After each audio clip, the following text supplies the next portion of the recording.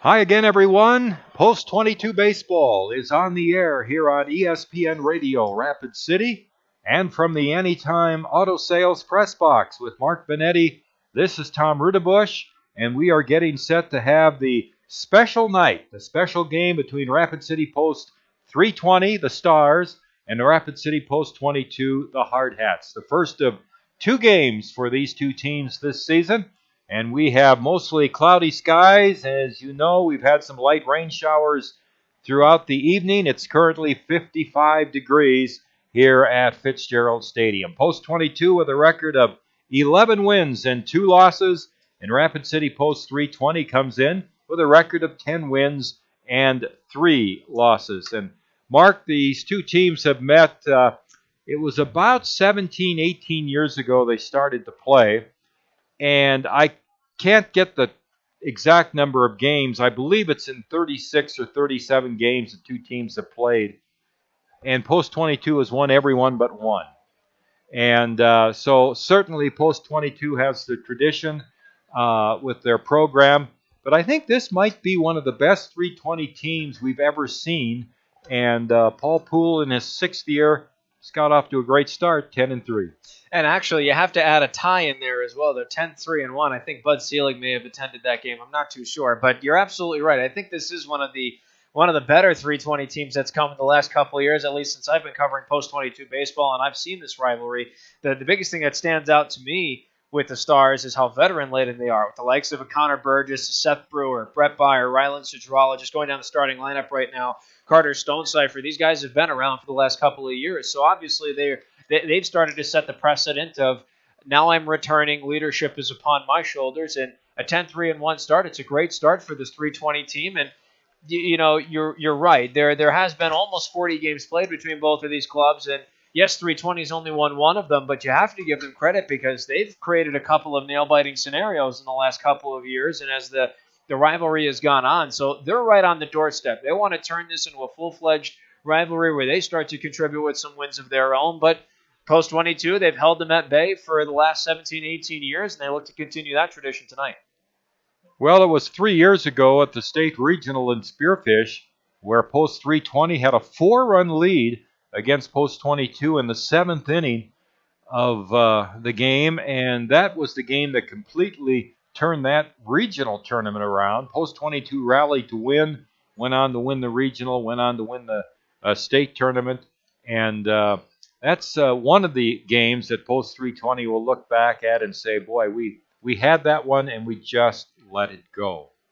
Well, tonight we're feeding South Dakota, and it's all sponsored by the Farmers Union Insurance Agency here in Rapid City. Fans were asked to bring a non-perishable food item to the game tonight to help feed South Dakota. And rivals on the field meet here in the battle at the BALLFIELDS, Post 320 and Rapid City Post 22. And for more than 50 years, South Dakota Farmers Insurance Agency has been providing automobile, homeowners, farm owners, and commercial protection to our South Dakota families. We have extended our programs to include all lines of insurance protection, such as crop insurance, life insurance, long-term care insurance, plus many more. Contact your local agent for more information. In Rapid City, we have two agencies representing Farmers Union Insurance, the Casey Keller Agency and the Dan Lewis Agency here in Rapid City, both at the game tonight. They're going to join us in the second inning of tonight's game, and we'll talk a little bit about their sponsorship of this big game tonight with Post 320 and about feeding South Dakota. Well, as we look at Post 22, Mark, we see a team that has won now 4 games in a row. They had their sweep over Cheyenne and then won the game on Wednesday night against Spearfish, 17-7. And although they won by 10 runs, that was kind of I'm trying to think, what would be a good word to describe that game? I don't know if I can think of one word. The thought coming to my mind is a slow start. And I think that's definitely arguable on both sides, really. You got to give credit to Spearfish because Spearfish came out guns blazing and had a lead twice in the first 2 innings. But the post 22 Hardhats, that was a very uncharacteristic slow start. Credit to them. They did come back, and they really made something out of the first 2 innings and eventually ended up scoring 14 unanswered runs. But my goodness, it was uncharacteristic if you really did have to put a word on it. But they did get the bats rolling, and pitching stood tall, and good things happened. They got the win. I think I've come up with my word. Messy. Yes. It was kind of a messy game, and you're going to have those clunkers throughout the season. But I'll echo your comments, Mark. And I think I said during the broadcast, I thought Spearfish really competed in that game Thursday night. They had 7 runs against Post 22 pitching, one of the best totals of the year against Rapid City, and they competed. But Post 22 is just too strong, and they won their 4th game in a row, and as we said, 11-2 on the season. And one other note, it was good to be able to see, after a couple of years off, a good friend who's now the pitching coach with the Rapid City Stars, Carl Stonecipher, who for years was the pitching coach here with Rapid City Post 22 under Dave Plouffe. And Carl has a grandson playing on the Rapid City Post 320 team. That's Carter Stonecipher. And, of course, the Stonecipher name in Post 22 history, with Carl being a pitching coach. Eric Stonecipher was a fine starting pitcher for Post 22 in the late 80s, and Curtis Stonecipher in the 90s was a side-arming relief pitcher for Post 22, and they both did a great job. So it's good to see Carl still active in baseball as we get the first pitch thrown out by Casey Keller of the Farmers Union Insurance Agency. He throws out the first pitch. It was just a little bit outside to Timmy Paris, and now Dan Lewis will deliver his opening pitch. Ooh, a strike on the inside corner. So thank you again to Dan Keller and Dan Lewis, Casey Keller and Dan Lewis, for sponsoring tonight's game. Well, let's go ahead and take a look at the starting lineups for both of these sides in this rivalry matchup. As we turn to the Post 320 Stars lineup, they'll be batting in the top halves of the 9 innings in regulation we have slated for this first of 2 rivalry matchups this season. Leading off in the order for the Post 320 Stars is number 10, Connor Burgess. He's patrolling center field. Batting second is number 7, Seth Brewer. He'll be the starting pitcher tonight for the Stars. Batting third is number 9, Brett Byer, out there at shortstop. And in the cleanup spot is number 15, Ryan Sudrala, statistically the best hitter on the Post 320 Stars lineup. He's playing first base. Batting fifth is number 5, Ian Crump. He's playing the 5th position at third base. Batting sixth is number 4, Cam White. He'll be the backstopper tonight for Seth Brewer. Batting 7th is number 8, Zane Sally, patrolling right field. Batting 8th is number 16, Carter Stonecipher. He's patrolling left field. And rounding out the batting order in the 9 hole is Keegan Cast, and he is playing at second base. We mentioned earlier that Seth Brewer is the starting pitcher for Post 320. He has 20 innings of work under his belt. He has a record of 2-0. This will be his 5th appearance for the Stars and 5th by virtue of his start. 18 strikeouts to 5 walks and a 1.75 ERA. He'll face the Hardhats batting order as follows in the bottom halves of the 9 innings we have in regulation tonight. Leading off for the Hardhats is number 11, Walker Paz, defensively positioned at second base. Batting second is number 13, Zach Solano. He'll be patrolling right field once again. Batting third is number 21, Timmy Paris. He's the backstopper for Hardhats starting pitcher Kyle McGuire tonight. More on that gentleman later. And in the cleanup spot is number 23, Eric Petrie. He's once again the designated hitter. Batting fifth is number 22, Cooper Bowman, positioned at shortstop. Batting sixth is number 31, Luke Ferdinand. He'll be playing at first base. Batting seventh is number 28, Zach Sumption, out in left field. Batting eighth is number 14, Justin Kramer. He's in the hot corner at third base. And rounding out the batting order is number 12, the lefty, Connor King, patrolling center field. I mentioned moments ago Kyle McGuire, the starting pitcher for this Hardhats club tonight. This will be his 6th appearance of the season and his 5th by virtue of his start. A perfect 3-0 record is on the line. He leads the Hardhats in strikeouts with 16 under his belt compared to 9 walks and a .477 ERA. And I think this is going to be a tough test for Post 320 tonight here, Tom, because I don't think they've faced a pitcher of Kyle McGuire's velocity. And if he can keep his control under control, this could be a tough night for Post 320.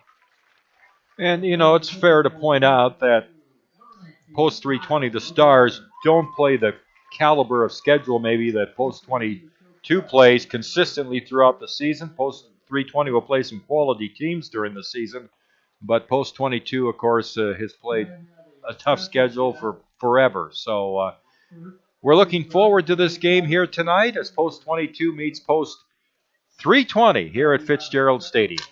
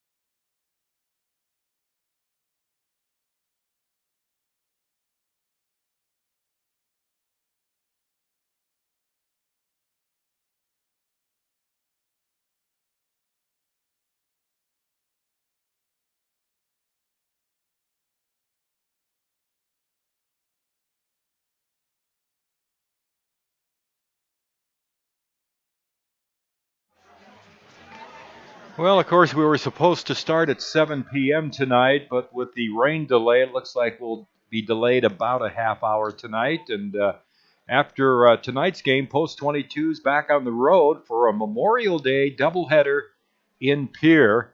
And the first pitch will be at 12 noon on Monday for that doubleheader.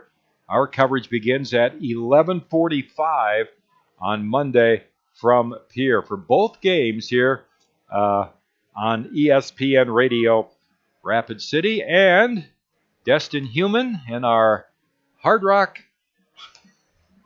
I'm not allowed any more of those, am I, Mark? Hard Hat Internet streaming television broadcast, which Dustin does a great job on.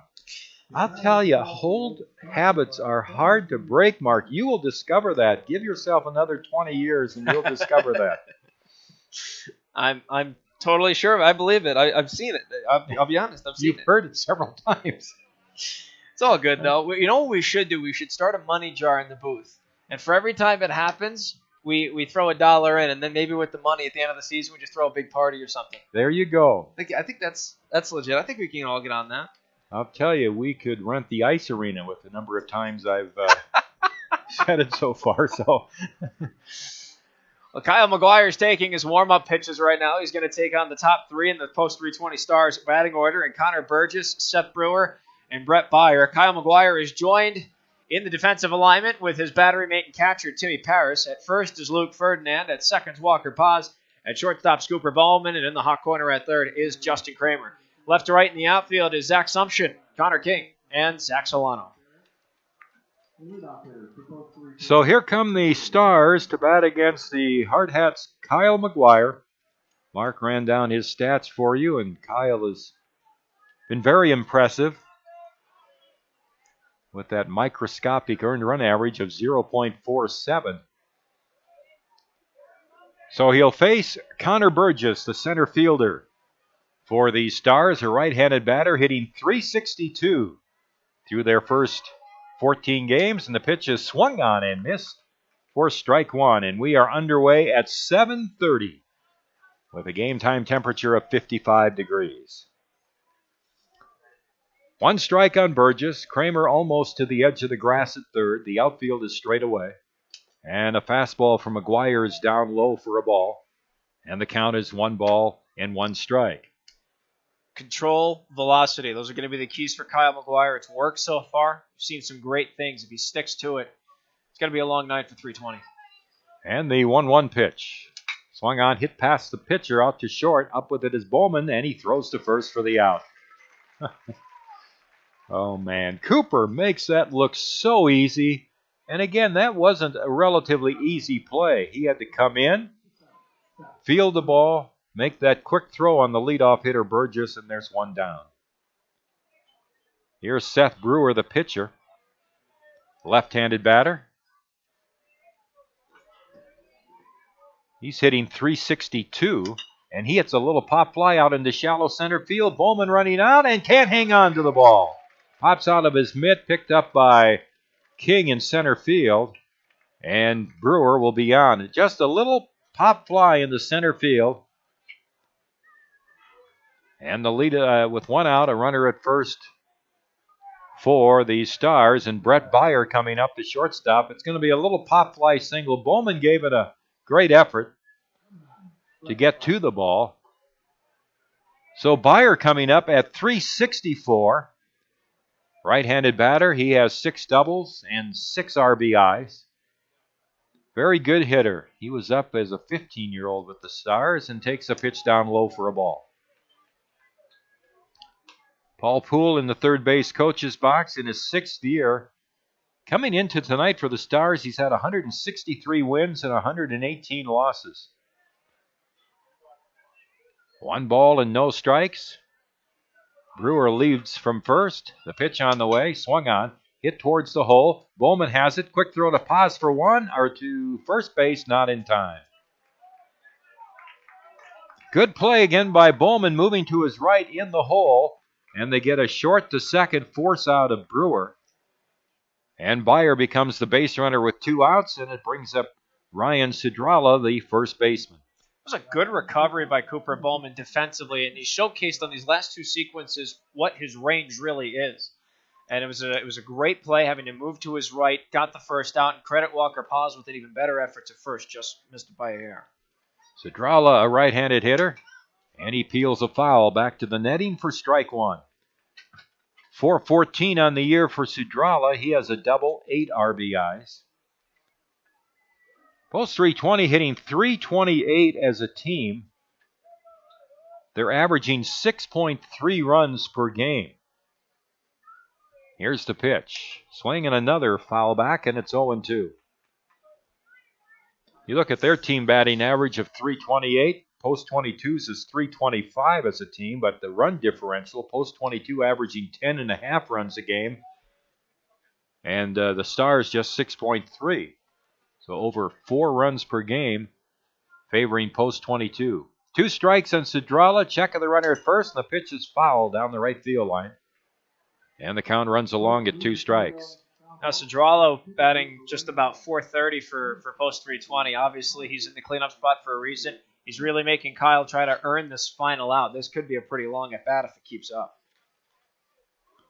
No balls and 2 strikes. Here's the set. McGuire's pitch. Swung on, a bouncing ball hit out to the right of second. Paz over to backhand. It turns and throws to Ferdinand for the out. Nice play, Walker Paz, and the Post 22 infield defense looked sharp in the first inning. As Post 320 is down with no runs, 1 hit, no Post 22 errors, and 1 man left on base. First half inning of play, there's no score. You're listening to Post 22 Baseball on ESPN Radio Rapid City from the Anytime Auto Sales press box.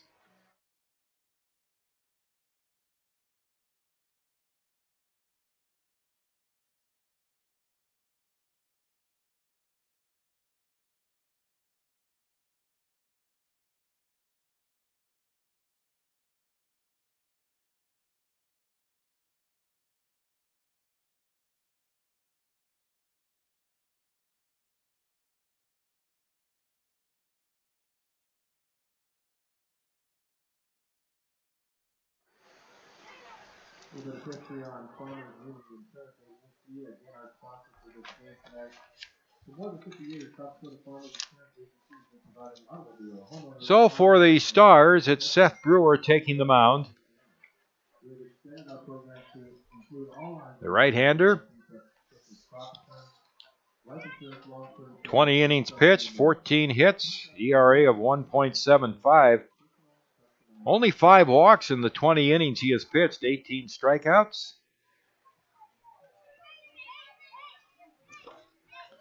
Statistically, he looks like the ace of this staff right now, and obviously when you're playing against the Hardhats, you're going to throw out your best.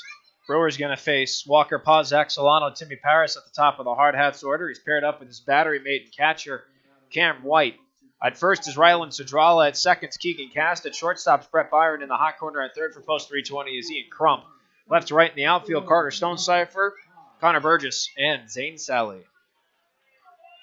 Walker Paz leads off for post 22. Walker is 4 for 11 on the season.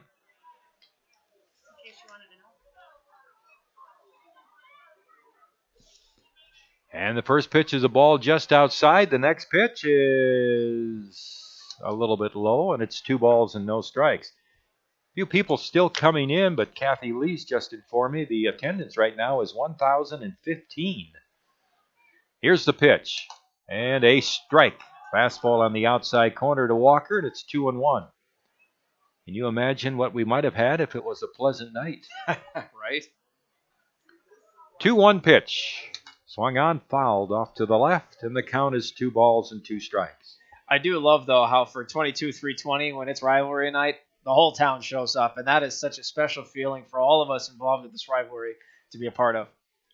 2 balls and 2 strikes. Here's the right-hander's pitch. Low for a ball. Clyde Millslegel behind the plate calling the balls and strikes tonight. Yogi usually has a pretty good strike zone for pitchers. Here's the payoff pitch. And it's low for ball 4, and Paz draws a leadoff walk. A couple of close pitches there for Brewer. He wants a new baseball as the batter is Zach Solano. Good patience there by Walker Paz. He started ahead, then he started battling through, got a cold strike, fought one off, and then he let his eyes do the rest of the work for him. His identification of pitches and his poise in the batter's box so crucial, and obviously now standing on first, you can tell exactly why. Zach Solano hitting .333. 4 home runs and 18 RBIs and a swing and a miss for strike 1. Solano has 3 doubles and 2 triples to go along with those 4 home runs. And he has an 8-game hitting streak going into tonight's game. Paz leads from first. Brewer's pitch and a fastball is high and outside. 1-1 on Solano.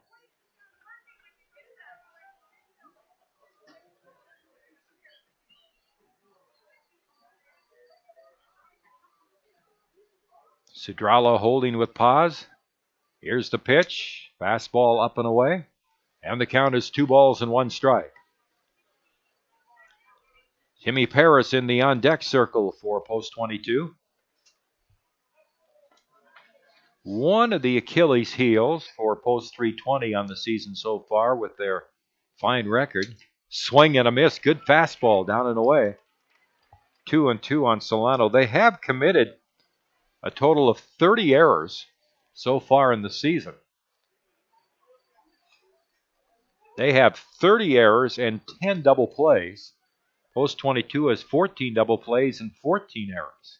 Here's the pitch. Swung on, a chopper over the mound, out near second and on into center field. A base hit just to the right of second. Paz hesitates, now going to third, and he is out. Walker Paz hesitated around second base. He was going at full steam, but then he kind of hesitated and slowed up, and that was just enough in the eyes of Yogi Millslegel, who had to go down and cover third. So Paz is out at third. It's a single for Solano, and he is also still at first base. That's a very uncharacteristic base running error from Walker Paz. Misjudged how Connor Burgess fielded that ball in center field, and if he didn't hesitate, Tom, he would have been safe. I'm not so sure Mitch Messer didn't think he was safe. Here's a strike on the outside corner. Timmy Paris coming up, hitting .375. Timmy with 21 RBIs on the season to lead the team. Here's the set by Brewer. And his pitch. Runner goes and a foul on the hit and run. 2 strikes now on Paris. Timmy with 9 doubles on the year and 2 home runs. Solano at first base. He has 4 steals on the year. And Brewer throws over there. I don't think he's been picked off or caught stealing yet either. So obviously Zach's been very responsible on the base path when he's had the opportunity to try and take off for another bag. No balls and 2 strikes on Paris. The pitch on the way. Swung on a sharp ground ball to second. Knocked down by Cast. He flips to short for 1 on the first for the double play. Cast got it to Byer, and Byer's throw a bit high to first base, but Sudrala jumped up to grab it, came down on the base before Paris could get there. And it's a 4-6-3 double play for the Stars. Their double play number 11 on the season. No runs, 1 hit, no errors, and nobody left on. End of 1. It's post 22 nothing. The post 320 Stars nothing. Post 22 baseball throughout the season right here on ESPN Radio, Rapid City.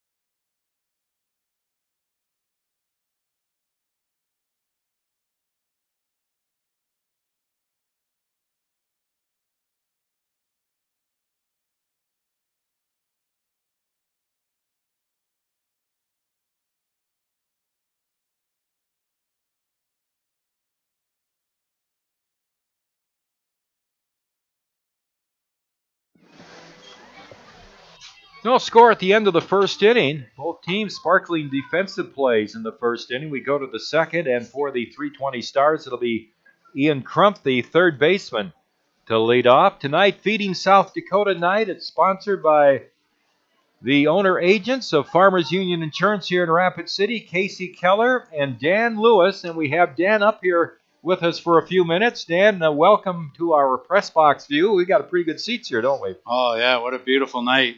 Just right. Got a little rain. Everybody will be happy. So looks like it's a good game so far. We've already had some pretty good plays out there. Now, Dan, you've had feelings in both teams. Yeah, over my the son years. Jake threw out the pitch. He was in here in 2012, and then my older son Jamie, when you had to play on the other side, he played for 320 over there for 4 years over at 320. So we've been part of Legion and sponsoring, so it's a good programs. Great for kids. Glad to be sponsoring it. Well, I know Post 22 is very grateful as Ian Crump steps in, hitting .366 for the Stars. Their third baseman, a right-handed batter, and he looks at a fastball in for a strike. Crump has a double, triple home run on the season. He's knocked in 10 runs. Kyle McGuire gave up a one-out single in the first inning. Here's the pitch on the way. Swung on a ground ball to first, off the glove of Ferdinand, and it's passed to Paz, but he can't make a play. And most likely that'll be an error on Luke Ferdinand. So that'll bring up Cam White, the catcher. He's a right-handed batter. How long have you had your agency here in town, Dan, with Farmers Union? We started in 1974. My dad, Elmer Lewis, started it, and we've been going, and now my son Jake's going to come in, so we'll have 3 generations, so it'll be kind of nice to have him come. Here's the pitch to Cam White. It's a fastball outside. Cam at .316 on the season. He has a double and 4 RBIs. We're in the top of the second. Crump is on with a leadoff error. No score here. Post 22 and post 320, the Hardhats and the Stars. And the weather's kind of cooperating now as the rain has stopped. Just some very light sprinkles as the throw goes to first, driving Crump back. You're a full-service agency, too, also. You cover all kinds of insurance. Yeah, we cover pretty much western South Dakota, so we travel a lot and get out and about. But it's just nice seeing a bunch of youths out here playing and having a good time. A couple of good teams. There's a chopper to third. Kramer has it. He'll throw to second. He throws it into right field. Getting up and advancing to third is Crump. So Post 22's defense is really leaked here in the second inning. Their second error of the inning. And the Stars have runners at first and third. Nobody out. And Zane Sally coming up, the right fielder. Uncharacteristic to see that from Justin Kramer at third. He's normally dynamite, on track with his throws. Just can't really explain that, but you know that he's capable of better baseball. Sally's a right-handed batter. Ferdinand holding with White at first. Crump leads from third. The infield double play depth as McGuire delivers outside a fastball, and it's ball one. Well, Post 22, the last couple of games, they committed 3 errors against Spearfish on Wednesday night. They've got 2 here in the second inning alone. Their defense had been so stellar the first 10, 11 games of the year.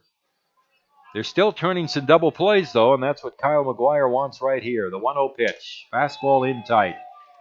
2 balls and no strikes. Now, the key for the defense here, obviously, you'd like to get the double play, but if you have a chance to hold the runner at third and Ian Crump, you want him to stay there and make sure that 320 doesn't get that run across. 2 balls and no strikes. McGuire out of the set. And the pitch. Runner goes. It's low and no throw by Paris. The pitch was down in the dirt. A tough one for Timmy to handle. So White takes second base. And it's a 3-0 count on Sally. Were you a ball player? Did you play ball, Dan, when you were young? I was. Larry Patno was my coach over in Timberline. We were All-Stars and went down with Omaha. Ran into a tough Omaha team, but then went up to the Jeeps and through Pony, and then we went to work after that. But yeah, it was Rapid City's a baseball town, so it's exciting to see all these young kids and know most of their parents out there. 3-0 pitch, inside, ball 4, and McGuire struggled with a walk to Sally. The bases are loaded for the Stars, and here comes Jason Hurds, the pitching coach for Post 22. We're talking with Dan Lewis from Farmers Union Insurance Agency here in Rapids, sponsoring tonight's game to benefit Feeding South Dakota. It's great to see the fans show up. Our count was over 1,000 fans at the game with this weather, and when you sponsor something like this, you're not only helping these programs, but Feeding South Dakota, that's got to be a special feeling for your agency. Oh, anytime you can help people out like that and give back a little in the community, I think it's the right and the positive thing to do. The neat thing, the Zane Sally kid just walked at first base at our ranch out in the valley. Him and his dad, JC, come out and help us with our brandings. They do. He's a tough little kid, tougher than nails. So we're rooting for both teams, but it's nice to see 22 doing good, but it's nice to see both teams and see kids from both sides playing hard. Carter Stonecipher, the left fielder, up, takes a breaking ball high for a ball. And it's 1 ball and no strikes. Carter at 286, 2 doubles and 6 RBIs. Well, a big chance here with the game scoreless in the top of the second for 320. The bases loaded, nobody out. Stonecipher hitting 8th in the order, swings and lifts a fly ball to right center field. Over goes Solano. He's getting to it and makes the catch. Tagging up his Crump, he'll score. And tagging up his White, and he goes to third. So Stonecipher delivers a sacrifice fly out to Solano over towards right center. 1-0 Stars, and they still have runners at first and third and 1 out for Keegan Cast, the second baseman. Well, if there's any silver lining to this, the double play can get you out of the inning, but unfortunately, you lost the run there, and it's a shame. Zach, he has a cannon out there, and Wright just didn't have the chance to get the play at the plate. So Cast coming up. Right-handed batter, runner at first goes. Here's the throw to second base. It is not in time. Now the runner's trying to come home, and Paz couldn't get a good throw to the plate, and they score with White. Boy, Post 22's defense in this inning has not been very good. They did not execute that defensively at all. Turns out to be a double steal. Sally ends up at second, and it's a 2-0 Stars lead. I think with both these teams are good hitting teams. I think it's going to take more than a couple runs to win tonight's game the way it's looking. I think it's and that's kind of exciting for the fans and everybody to see. So I think both clubs got good hitters on them. Keegan Cass takes a ball down low, a fastball. And it's 1 ball, no strikes. So you don't think this game's going to end up 2-0? Oh no, I think we're going to see a few runs before the night's over. But hey, that's exciting. You know, I think more people can come out, and I think you're going to see some good baseball this year from both teams. 2-0 pitch is a strike at the knees, and it's now 2-1 on Cast. 2-0, the Stars lead. They've scored 2 here in the top of the second. They have a runner at second with 1 out.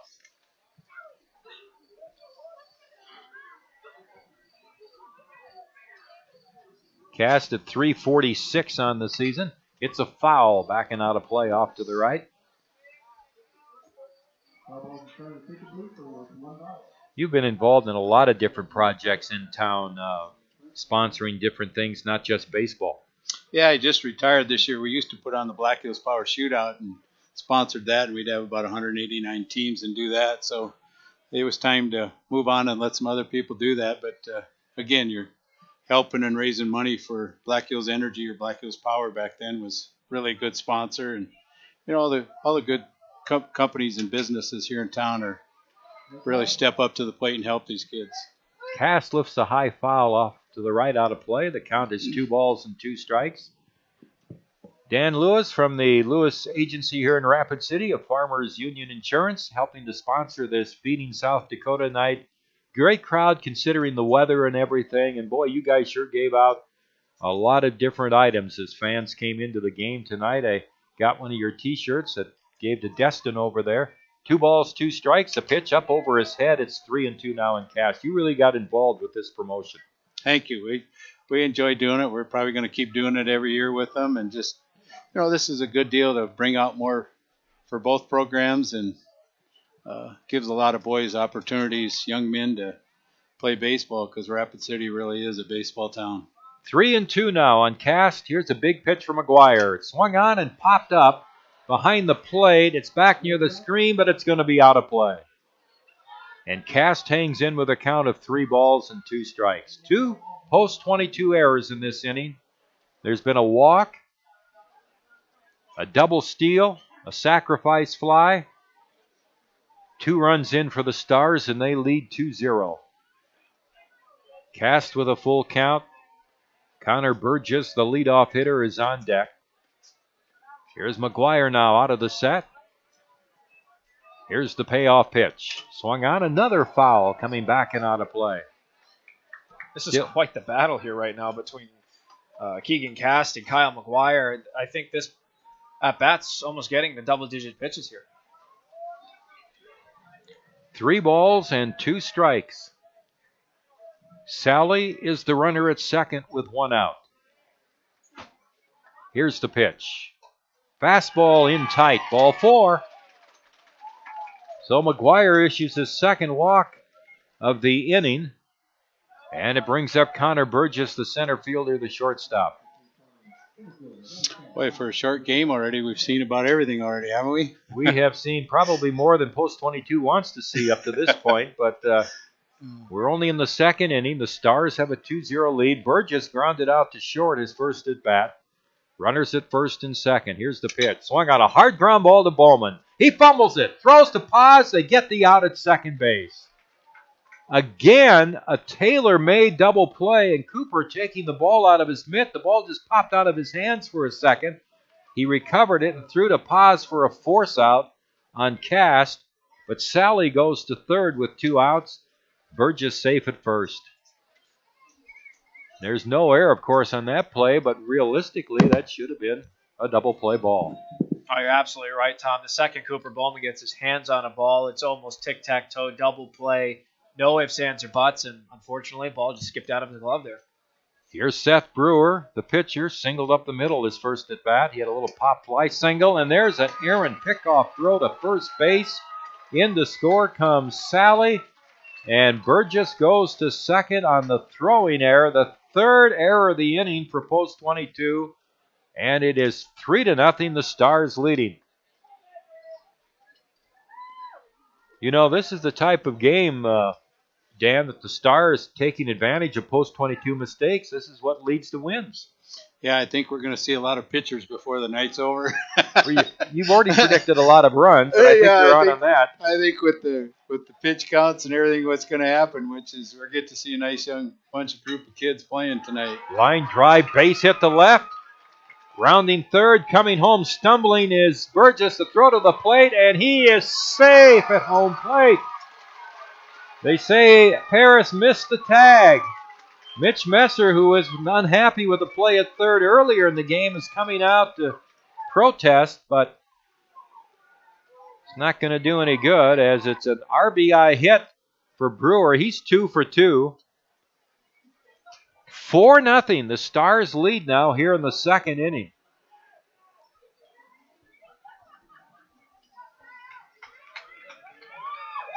Very interesting start to this game here, Tom. I don't think most people figured that it would start out like this, 4-0. And especially 3 of those runs coming off of errors, a throwing error recently to bring in the run, the 2 errors to give the first 2 batters a chance to get on the base path to come across. This is a very interesting start to this game. So here is Brett Byer, the shortstop, who bounced into a short to second force. Well, and that all happens after what should have been a double play ball. Here's the pitch, and a breaking ball in for a strike. And the shame of this now, Tom, is Kyle McGuire's at 32 pitches. He had pitched only 10 in the first. None of this inning's really his fault outside of the 1 walk that came across, rather the 2. But one of them was called out on the base path. But 3 errors, that's not Kyle's fault at all. 1 strike to count on Brett Byer. Brewer at second here with 2 out. 4 runs in for the Stars. Here's McGuire's pitch, and he misses down low, and it's 1 ball and 1 strike. You know, it's almost, and I'm not making excuses or anything, but it's almost like the post-22 team never thought we'd play tonight and weren't really ready to go when they put the 7:30 starting time on the board. Pitch high and in tight. 2 balls and a strike on Byer. I have to agree with that, Tom. Yogi Berra once famously said 90% of baseball is mental, the other half is physical. But you were definitely seeing the mental half of that come out tonight because this team doesn't look focused right now. 2 balls and a strike with 2 outs. Stars still trying to add to their 4-run second inning here. Now time is called. Byer steps out. 2 balls and 1 strike. Now Kyle's ready. Byer, the number 3 hitter for the Stars. The pitch on the way is a ball low and outside. 3-1. You follow a major league team, Dan? You have a favorite major league team? Yeah, for some reason I like the Twins, but they don't. Boy, you're a good friend of mine. I mean, it's like a love-hate relationship. You look in the paper and say, "Keep your fingers crossed. How they doing?" So, well, we're loving them this year. Yeah, they're look like you got a couple guys that can pitch. So. Ground ball to short. Bowman knocks it down. Can't make the play. Throw back to third. Safe is Brewer. Well, I haven't seen him make that many mistakes in a long time. He's made more mistakes this inning than he has the entire season and probably half of last year.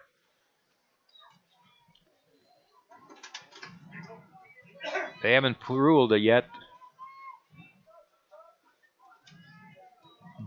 Byer is on, runners at the corners, and Ryan Sudrala, the first baseman, up. The 9th man to hit this inning for the Stars. Sudrala grounded out to second his first at bat. And he looks at a strike at the knees on the outside edge. I think they may have ruled that a hit, Tom. I could be wrong. I'm trying to calculate. I only have 1 hit in my scorebook right now. Following that at bat, I think they may have ruled that a hit. They did, yep. 2 hits in the inning. No balls and a strike. The pitch on the way misses outside. 1 ball and 1 strike.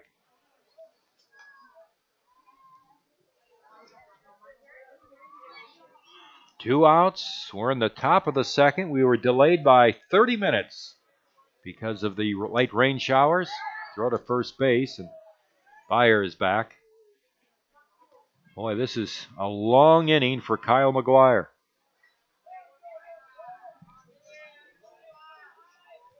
Brewer at third, Byer at first. Fitzgerald takes a pitch inside. 2 balls and 1 strike. What did you say the pitch count was for McGuire? Well, he's about to throw his 40th, and he ended the first inning with only 10. So this would be his 30th pitch here in the second inning. Wow. 2 balls and a strike. And it's down low, 3-1 on Sudrala.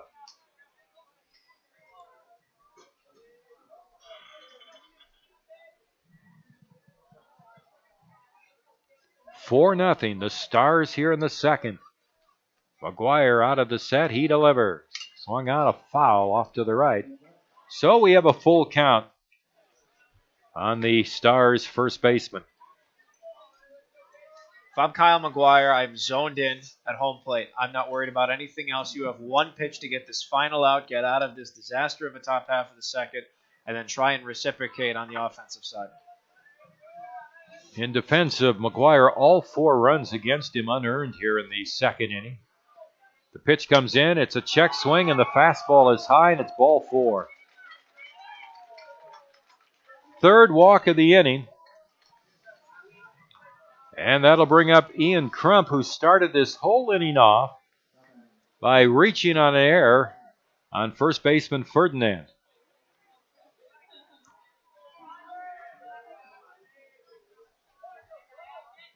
Right-handed batter. This is a huge hitter early in this game. The pitch, swing and a miss. 1 strike.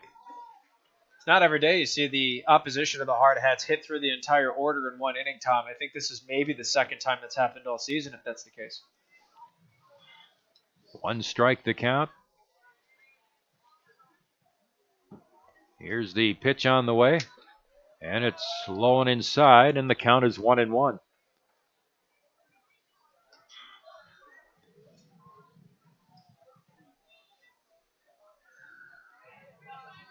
One ball and 1 strike.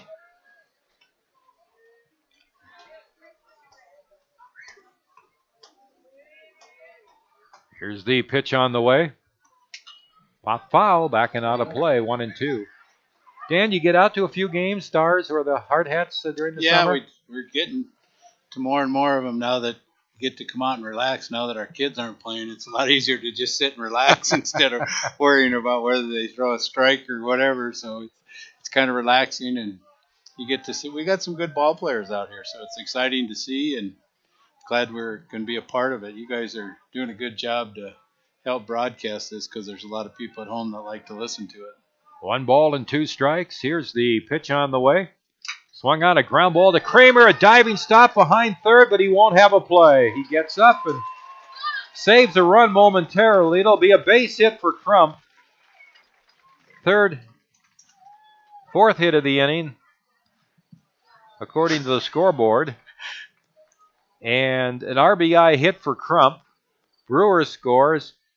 5-0, the Stars leading.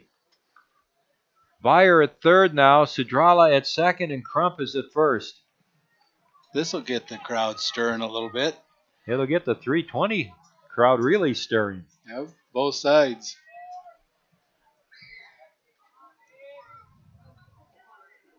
Here's the pitch to Cam White, the catcher, and it's low and inside. Boy, Kyle is all over the place. We talked earlier in the pregame how control is such an asset for Kyle starting off, and we're just not seeing it tonight.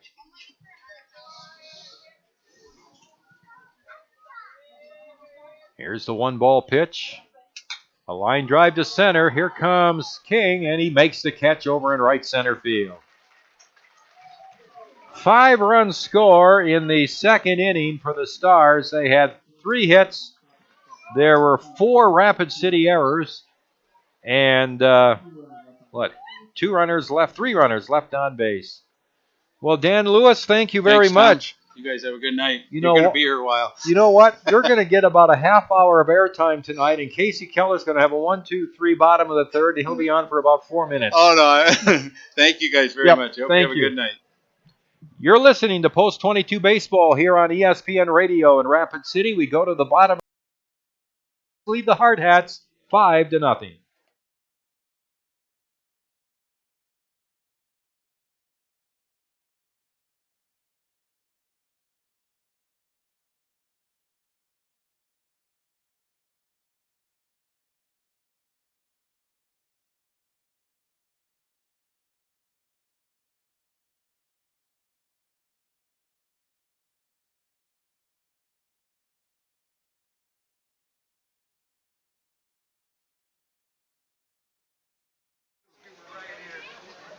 Well, I'm double checking. It looks like what we had 4 hits in the inning, Mark, and I'm still having trouble calculating that. I want to say there were 3. well, that's what I have. I have 3 hits, but I have 4 Rapid City errors, and they have 3 on the board.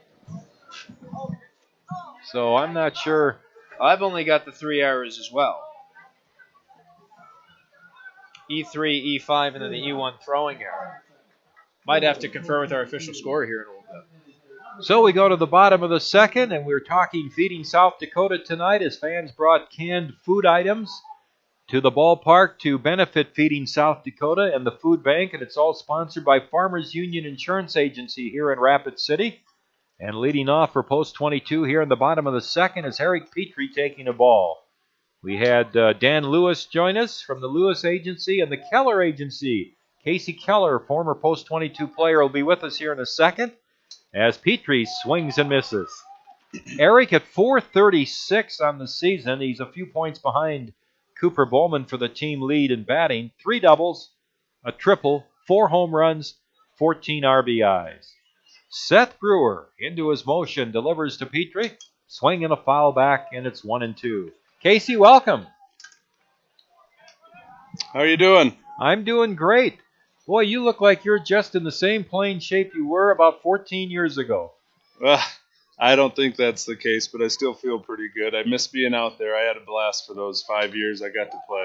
Petrie hits a little pop-up to the third baseman, Crump, who makes the catch on the infield dirt. So 1 down, and that'll bring up Cooper Bowman, the shortstop, leading the team at .447.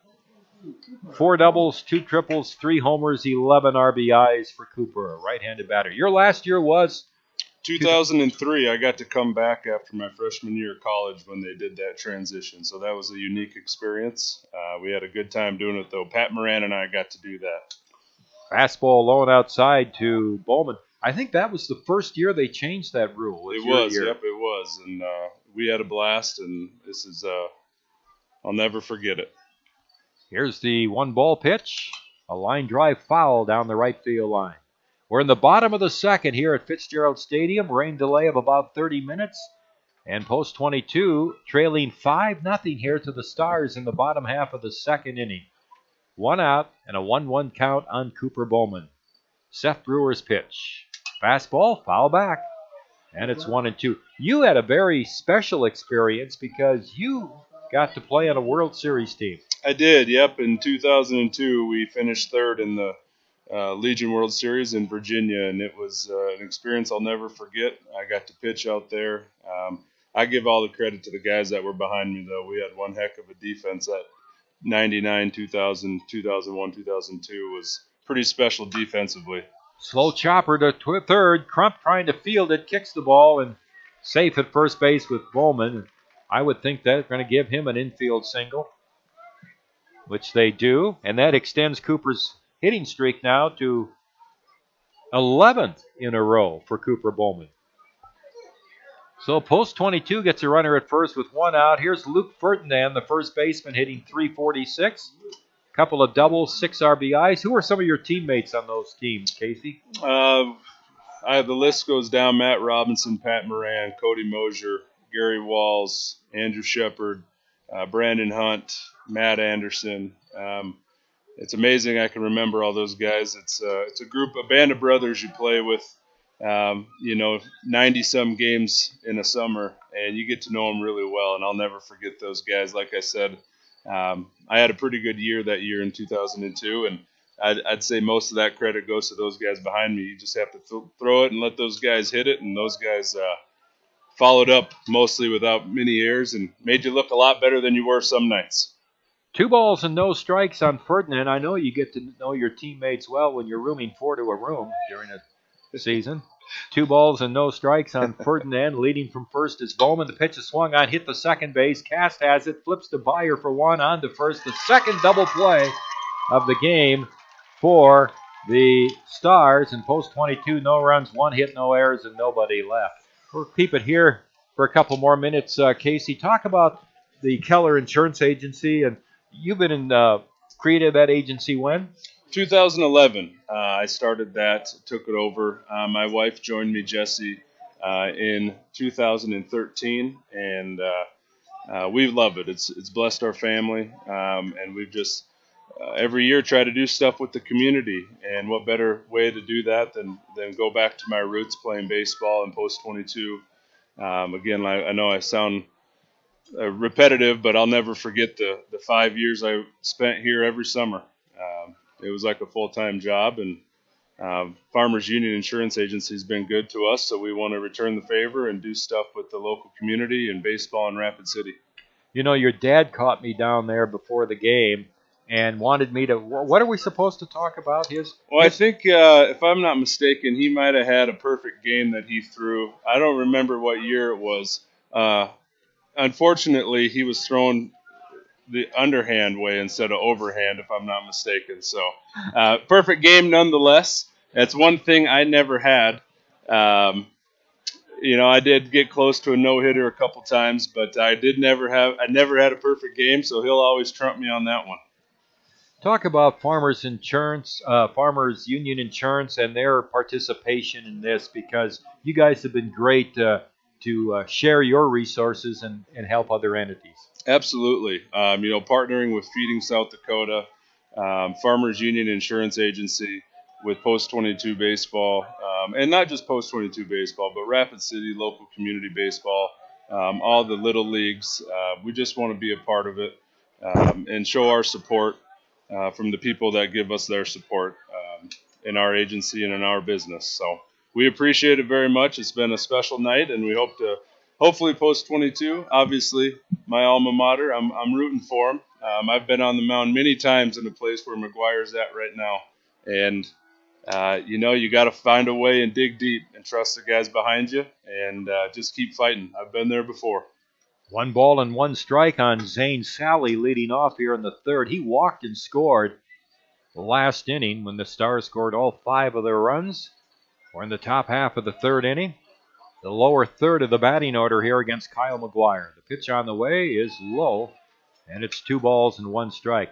Any particular game, Casey, you remember? You touched on the World Series, but that had to be a thrill of a lifetime. But any other particular moments that you remember? Absolutely. It's coincidence. I got to pitch against Post 320.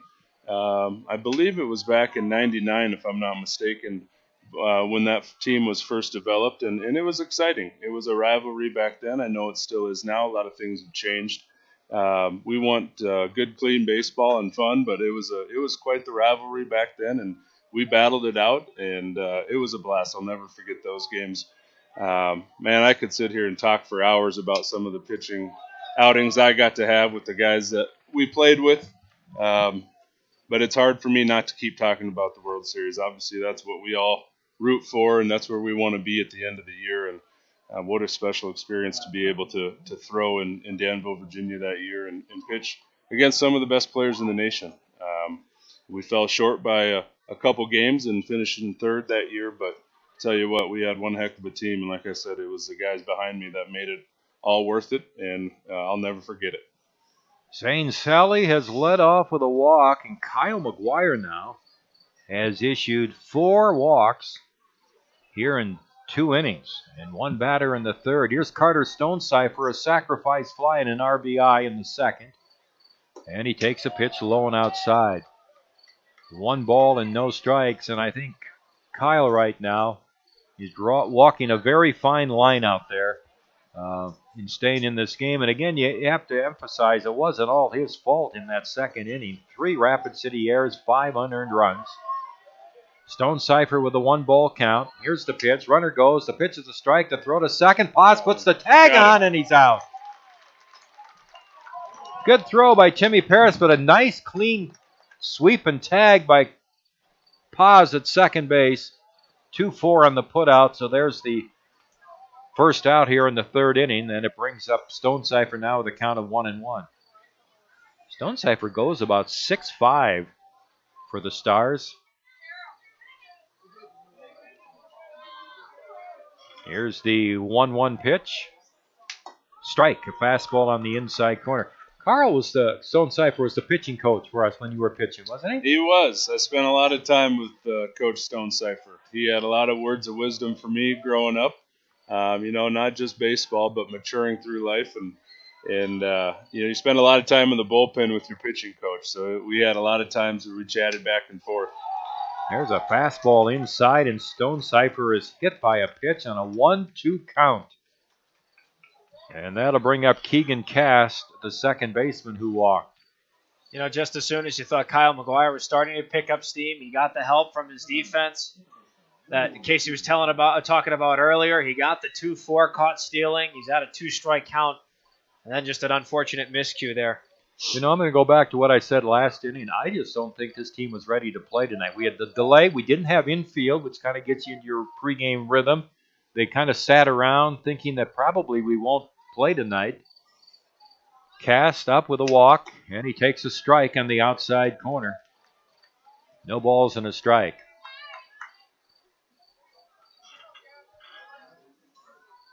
One strike with Ferdinand holding with Stonecipher at first. Here's the pitch, low and outside. 1 ball, 1 strike. Talking with Casey Keller. Casey, you threw the ball. You played first base some, but you always like to swing the bat, even though you didn't get to do that much when you were pitching. I did. I could hit a little bit. That's right. Yeah. You could hit a little bit. I could hit a little bit. I got in there every once in a while, and we used to joke about it. I never cheated myself. When I got an opportunity to step up to the plate, which happened from time and again when I got to play first, I didn't leave much in the back pocket. I figured if I'm going up there to hit, I might as well swing hard and see what happens. Cass looks at a strike on a 1-1 count, so now it's 1-2. He's the number 9 batter for the Stars here in the top of the third. They lead 5-0. Here's the pitch on the way, and it's strike 3. A fastball letter high on the inside edge. And McGuire gets a strikeout, which is his first of the game. Couldn't have come at a better time, I think, Tom, with things looking like the wheels are falling off the wagon here. That was a good backwards K to get in the book, get your confidence booming. Now you're 1 out away from getting out of this, getting back to the sticks, trying to get something going on offense. Absolutely. Here's Connor Burgess, the center fielder, up. Leadoff hitter is grounded out to short and into a short to second force. And he looks at a strike. It's a good breaking pitch there from Kyle McGuire. Ball had a lot of movement on it. We haven't seen too much off speed. Haven't seen too many breaking pitches, so it's good that he threw that in his repertoire and got a good first strike. No balls and a strike. Here's McGuire out of the set. His pitch. Bouncing ball to third. Kramer has it. He'll make the throw to second to Paz, and they get the force out 5-4. No runs, no hits, no errors, and 1 left. Well, Casey, thank you very much. Thank you to Farmers Union Insurance for sponsoring. Boy, you guys had a lot of stuff out here tonight. We did. It was fun. We appreciate it very much. Thank you for having me. We hope to be able to do this on an annual basis with Post 22. I'm glad the weather parted for us. So far, so good. I'll keep my fingers crossed to see if Post 22 can make a run here. We'll definitely be pulling for them. So thank you very much for having us. And a big thank you to your wife, Jessie, yes, who did a lot of work down there before the game. And I want to say one other thing. Your mother, Pam, came up to see me. I hadn't seen her in 2 or 3 years. Had your little daughter. And it was great to see your mom. She looks younger and young. Does she bathe in holy water? What is she doing to look so young? I'll make sure that I'll tell her you said that. She'll be extremely pleased. She's an amazing woman. My wife is an amazing woman. They do a lot for our families. They did a lot for me when I was playing. This was a big deal for our parents. And I hope to be here with my kids someday if fate has it. Obviously, I pray for that, but we'll see what happens. And again, I appreciate the time we got to spend with you guys and the night. Thank you very much. Thank you, Casey. Thanks. Have a good one. We'll return post-22 baseball, and the Stars lead the Hardhats by a score of 5-0 going into the last of the third from the Anytime Auto Sales press box here on ESPN Radio, Rapid City. Why do so many business people trust us? Well, we're pretty nice folks, of course, and we really know our stuff. Black Hills Insurance, a tradition of service since 1949. Why do so many business people trust us? Well, we're pretty nice folks, of course.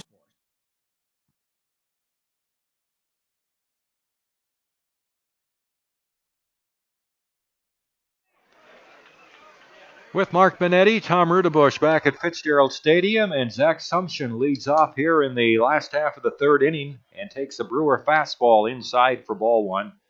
Zach 2 for 6 with the varsity on the season, no homers or RBIs. Playing in left field tonight, hitting 7th. Brewers pitch. Strike at the knees. 1-1. Justin Kramer on deck. And then Connor King to follow. Swing and a miss by Sumption. Good fastball, and it's 1 ball and 2 strikes. Hardhats really have to get something rolling here on offense. So here's hoping Zach Sumption down 1-2 can protect, maybe get a 2-strike hit here. And the pitch. Outside, a ball. Evens the count at 2 balls and 2 strikes. Great patience from Sumption on that pitch. It was even well placed by Seth Brewer, trying to get him to fish for it, and Sumption didn't fall for it. Here's the 2-2 pitch. A high foul out of play to the right. You know, through this first couple of innings, it's like the teams have just changed jerseys. Post 22 has made all the errors.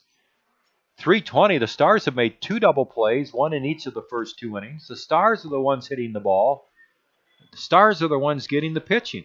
And thus they lead 5-0. Pitch to Sumption. High with a fastball. It's a full count.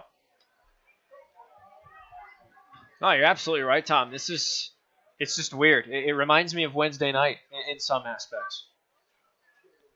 Here's the payoff pitch. A high fly ball into center field.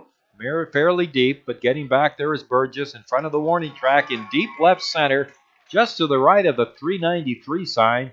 To make the catch, Sumption hit that ball a long way. And there's 1 out, though, here in the third inning. Well, unfortunately, he's retired, but that's got to give this post-22 team some life. Zach Sumption doesn't get a start regularly at the varsity level. He's trying to get something started for his team, and he cranks the ball. It was a very well-hit ball. Credit Burgess for tracking it well, but he's trying to get something started. I think it's still a good start, even though he's retired. Here's Justin Kramer hitting .286, bunts it towards third. Here comes Crump to field it. The throw to first base is past the first baseman, Sudrala, rolling down into foul territory down the right field line, and Kramer will end up at second. Well, you talk about getting something started. Best way to do that is try to go for the bunt hit. And Kramer got lucky because of his speed. It made a very tough play at first, made it even tougher for Crump to get the ball off to not commit an error. Obviously committed an error, so good on Justin Kramer. Try to jazz it up. Well, they have an error up on the board, and I also think they gave him a hit because they have 3 hits for Rapid City up on the board. Here's Connor King, the center fielder, taking a pitch inside. Pickoff play at second. The catcher White throwing down there, but Kramer is back. King batting .350. Connor has 3 doubles on the year, 10 RBIs. Left-handed batter hitting 9th in the order.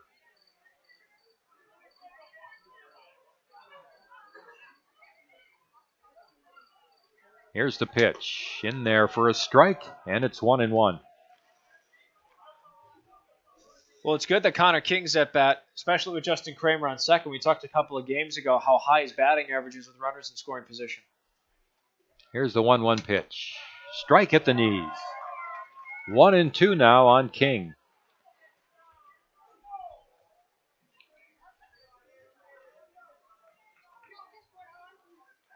Here's the set by Brewer. The pitch on the way. Swung on, looped out into left field. Here comes Stonecipher to make the catch for out number 2. A looping liner by King out to left field. 2 down now. Kramer's still at second base for post 22, and it brings up the leadoff hitter, Walker Paz. Walker walked in the first inning. Was thrown out trying to advance to third. And it looks like we have... Yeah, King's standing on first there. Yes, King is standing on first base. Stonecipher must have barely dropped the ball, and if he did, Tom, I mean, I didn't see it. I don't know. Was there? Did he hit the ball? Was kind of a strange hit. It was just a looping soft line drive out to left field. I wonder if he didn't catch the catcher's mitt on his swing. That could be. That's a good observation. That could be. What a break for post 22. And the pitch is a ball outside because Stonecipher caught the ball. I don't think there's any question about that. If he hadn't, Kramer probably would be at third. Pause with a count of 1 ball, no strikes. That would go as an error on the catcher, and they do record a second error up on the scoreboard. Pitch is low and inside for a ball. It's 2-0. So catcher's interference, allowing King to reach first. Kramer's at second, 1 out, and it's now 2-0 on Paz. Left-handed batting second baseman. Here's the pitch, and it's high for ball 3. And Mark, what we're seeing this inning is everything that post 22 did in the second. 320's trying to return the favor here in the last of the third. I'll tell you, you will not see a catcher interference call every day. That's very rare. And Paz takes a strike, letter high on the outside corner, and it's 3-1. Well, there was an error to start the inning. An error to start the first base runner, Kramer, after Sumption had flied out. 3-1 on Paz. Here's the pitch on the way, and Walker checks his swing and fouls it off to the left. He's kind of upset with himself. A full count now on Walker. If Teddy Leipold, my former partner, were still in this booth, the first thing out of his mouth would be right now is, I hate the check swing. If you're going to swing, commit to it. If you're not, pull your bat back. Unfortunate there that Walker didn't make the right decision. Now time is called as White will go out and talk with Seth Brewer. Kramer at second, King at first with 1 out, both reaching on errors. The count to Walker Paz is 3-2. This is a big pitch here for Seth Brewer. Zach Solano is on deck.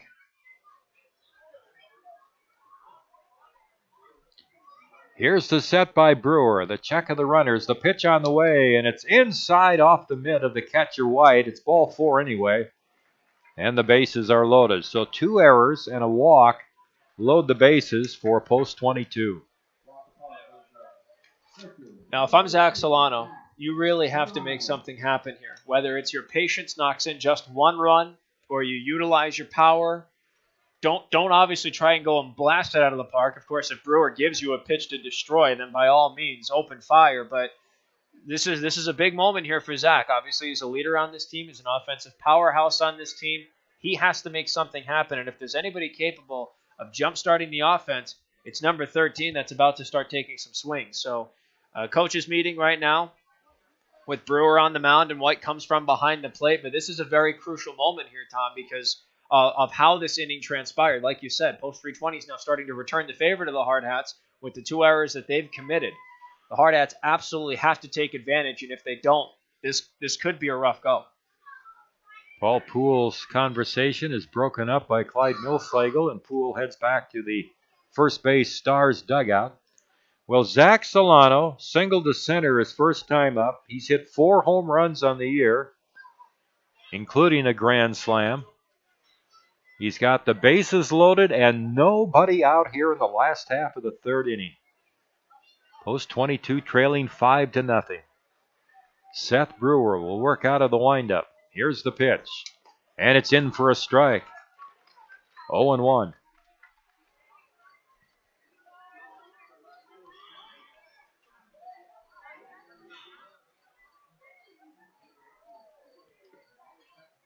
Zach, 18 RBIs. Pitch on the way. A high fly ball down the right field line. That's a long run for Sally. And he dives and can't get it. It's a foul ball by a couple of feet. Sally was shading a bit towards right center, so he had a long run. Got his glove on it, made a great effort diving for it. Ball was about 2 or 3 feet foul, and the count now is 1 ball and 1 strike on Solano. 2 balls and a strike. 1 ball, 2 strikes. No balls, 2 strikes. I'm not very good at reading sign language, Mark. I'm not very good at conveying it, so we've got a problem here. Scoreboard has a 1-1 count, but it is 0-2. Or 1-2. 0-2. Here's the pitch to Solano. That's strike 3 at the knees. Boy, Zach knew it too. He looked at that pitch. Looked like almost like a slider down and around the knees. 1 out. The bases are still loaded for Timmy Paris. If you're us up here, you want to see Zach at least try to protect, try to fight something off there. Taking a backwards K in a big, high-pressure moment like this, that's just not what this team needed. I'll give credit, though, to Brewer. That was I think it was like a slider, and it was a hard slider, and it broke down and away. Now Paris hit into a double play his first time up, and Timmy drills it to center field. Burgess is going back. He's going to make the catch in front of the warning track to retire the side. So Paris flies out to deep center. No runs. No hits. Nope, we had 1 hit in the inning. The bunt single by Kramer plus the error. No runs, 1 hit, 2 errors, and 3 runners left on base. No. Yes. I am so happy to turn this over to Mark coming up into the 4th inning. It's 5-0, Post 22 trailing the Post 320 Stars. You're listening to Post 22 Baseball from the Anytime Auto Sales Press Box on ESPN Radio, Rapid City.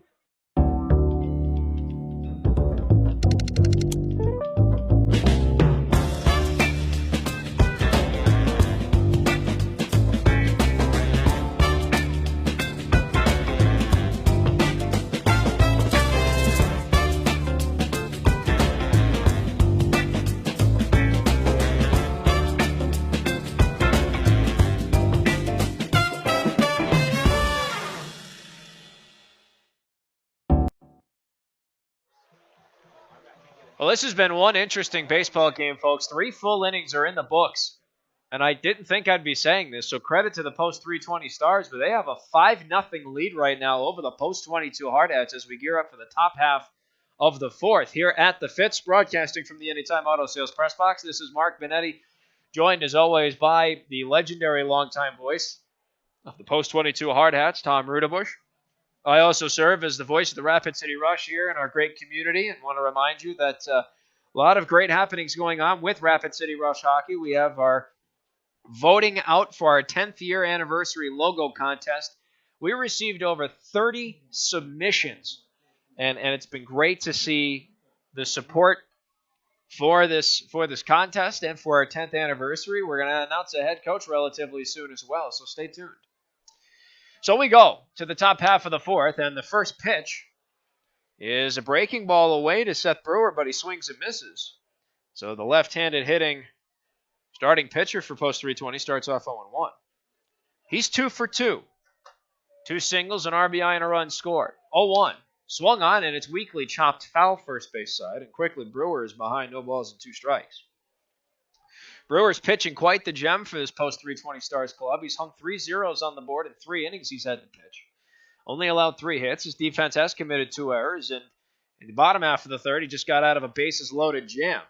Bases loaded, 1 out, a backwards K to Zach Solano, and F8 to Timmy Paris to end it. Kyle McGuire looking to start off on the right foot. 0-2 to Brewer. Swung on and missed, strike 3. So that's the second strikeout for Kyle McGuire in this start. Both of them have come within the last 2 innings he's pitched. It's 1 up, 1 down, and we'll go to Brett Byer, the Post 320 shortstop. Byer on the game is 1 for 2. He grounded into a fielder's choice, but was safe on the base path, and then he singled and was stranded at 3rd. So nobody on the base path for Brett Byer, the shortstop for 320. One down, 5-0. 320 has the lead. Post 22 trying to keep it that way. First pitch. Fastball low and away, and the count starts off 1-0. Byer took a 3-1 and singled on it. And grounded into the fielder's choice on a 1-0. So he's seen a variety of pitch counts in his 2 at-bats. McGuire taking his time, about to throw his 68th pitch. Full windup, here comes a 1-0. Breaking pitch misses inside and skips away from Paris. 2 balls, no strikes. Rylan Cedrala, statistically the best hitter on this team, is on deck. 0 for 1 with a ground out and a walk. So 2 balls, no strikes here to Brett Byer. Full windup again for McGuire, and he deals a 2-0. That's a fastball at the knees for strike 2. Excuse me, strike 1, my apologies. 2 balls and a strike now the count. Tom's not the only one having trouble reading the count tonight.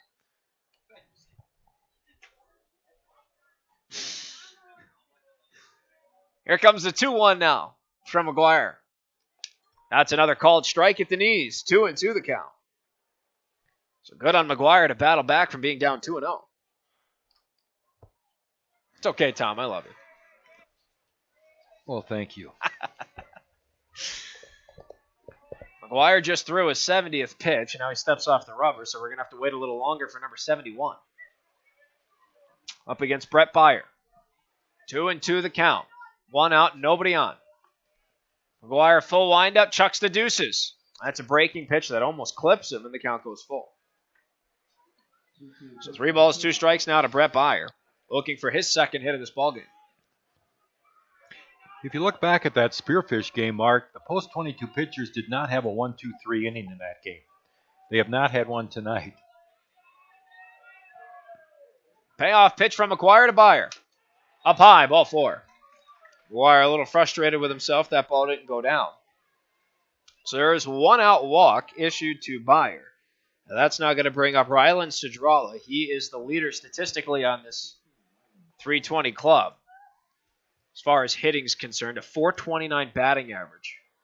12 hits and 28 at-bats. So a big moment here for McGuire. First pitch to Cedrala. That's a called strike on a breaking pitch. No balls and a strike to count. A lot of great movement on that pitch from McGuire.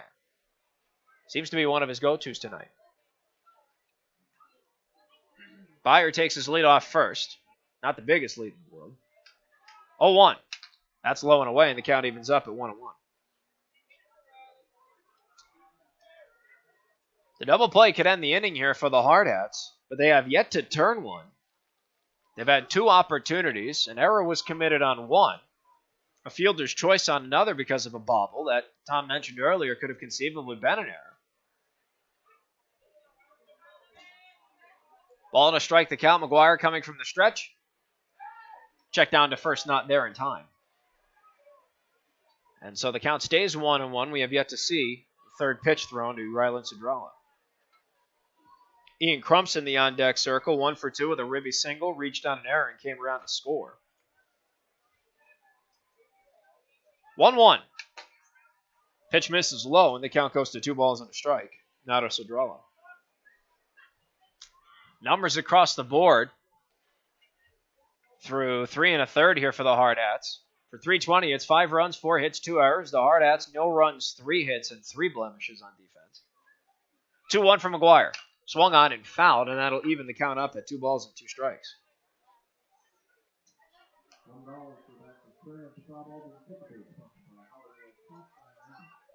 Clyde Millslegel, our home plate umpire, signaling 2-2. McGuire is looking for his 3rd strikeout. He caught Brewer swinging to start the inning. 2-2. Swung on and fouled, and Cedrala stays alive. We talked Wednesday, Tom, about compete from Spearfish. You got to tip your hat to 320. They are certainly competing tonight. They are very tough. They've been, especially when the count gets to 2 strikes, they've been able to protect the plate, foul a lot of pitches off, much like Cheyenne did in that series. 2-2. Runner goes. Ball is high for ball 3. Throw is to Paz. Did he get the tag? No, he didn't. Safe at second with a stolen base is Brett Byer. And now the count goes full for McGuire to Cedrala. The throw looked a little off track, but credit Walker Paz for making a great catch across his body, just an inch off from the tag. Walker has such quick hands. I mean, he has a quick glove, and he leaped up and caught a ball and came down and tagged a Steeler out a couple of games ago, which was a great play. Payoff pitch from McGuire. Caught him looking. Strike 3. A big backwards K in the scorebook for Kyle McGuire. That is his 3rd K. His 3rd strikeout of the evening. A key second out at the plate, and that's going to bring us to Ian Crump. So the beauty of that now for McGuire, a point that Tom makes a lot. Don't even worry about that runner on second. You got the out at the plate. Attack the batter here. Use your velocity. First pitch to Crump. Breaking pitch. Up high. The count starts off 1-0. Crump in this game 1 for 2, as I mentioned earlier. An RBI single. Reached on an error, and when he reached on the error, he came around to score. He was the first of what are currently 5 post-320 runs, all of which came at the top of the second. Kyle McGuire's got some momentum here. Here comes the 1-0. Breaking pitch down. Misses the zone, 2-0.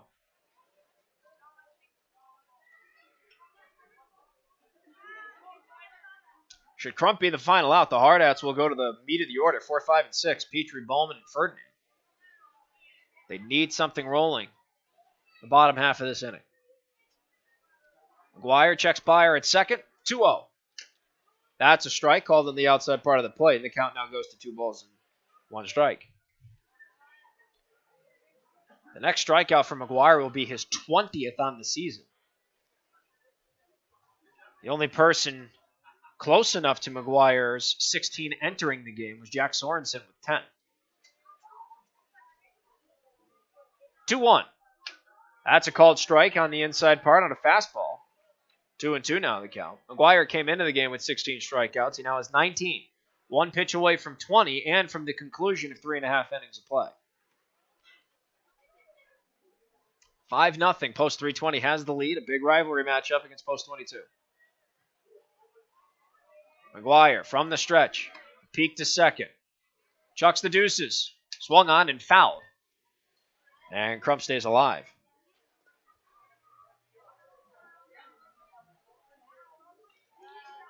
Should Crump get on the base path, Cam White's on deck.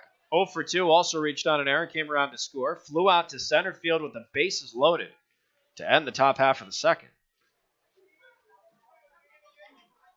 2 balls, 2 strikes to count. And McGuire deals. Swung on and fouled again. Lather, rinse, repeat. We're waiting on another 2-2 pitch. It's a good point you made there earlier, Tom. They are really fighting off these 2 strikeouts.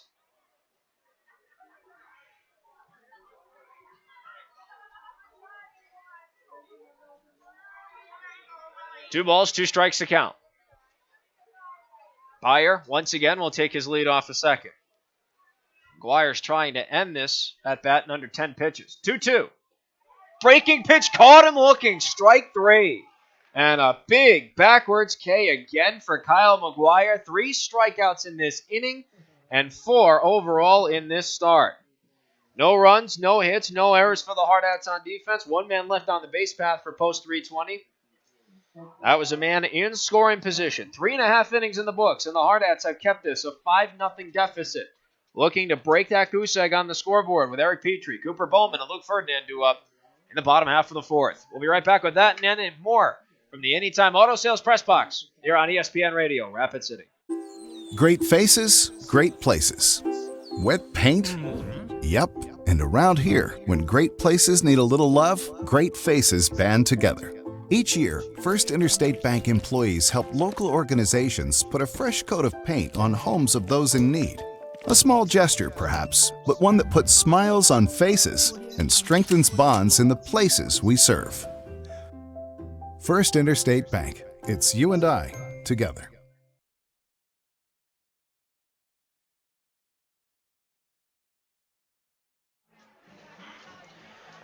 Hardhats now transition from defense to offense. And boy, do they need the offense from these three batters coming up. Eric Petrie, Cooper Bowman, Luke Ferdinand. Quite the starting three to an inning on offense. Eric Petrie 0 for 1. Cooper Bowman, a single. Luke Ferdinand grounded into an inning-ending double play. 1 of 2 that post 320 is turned. Seth Brewer still on the mound, and I was just remarking to Tom moments ago, Kyle McGuire just ended the top of the fourth with 86 pitches under his belt. Seth Brewer will throw pitch number 48 to start off this inning. That is quite the statistical discrepancy. So Eric Petrie is going to try and run his pitch count up. And if he doesn't try to run the pitch count up, he's at least going to try and make some contact, get on base here. Start something for the Hardhats, who trail 5-0 here in the bottom half of the fourth. Petrie popped out to third base the first time he was up. First pitch he sees, he fouls, and he starts behind 0-1. And it was an interesting pop out. It looked like the pitch had jammed him, and he didn't get really much pop on the ball. And there standing at third was Ian Crump. 0-1 to Petrie. Swung on, and that ball's ripped into left, and it's going to drop in front of Stonecipher for a base hit. It's actually going to go into foul territory. Petrie turns on his jets, and he is into second with a leadoff stand-up double. So Eric Petrie triumphantly stands on second to kick off the bottom half of the fourth, and that'll bring up Cooper Bowman, and that was the hit the Hardhats needed to start things off, not even just get on base, Tom, but get a runner on base in scoring position as well. Post 22 just needs to get a couple of hits, string some hits together. They say hitting is contagious. Well, it's a good time for it to happen. Well, Cooper Bowman already has a hit in this ball game, so maybe he can perpetuate this contagion. Taking his lead off second, Eric Petrie. Cooper Bowman, 1 for 1 with a single. Brewer takes a look at second. First pitch to Bowman. He shows bunt. He crossed, and that will be strike one. 0-1 the count here to Bowman. And Cooper can drop down the bunt for a hit as well. Maybe doing that to try and throw off the shifting infield defense. Playing up on the grass at third is Crump. Back at first is Cedralo. 0-1. Swung on, and it's hit to third. Crump with the stop. My goodness, throw to first is in time. Talk about flashing the leather. Ian Crump with a spectacular stop. 1 down. Petrie still on second. That's going to bring up Luke Ferdinand.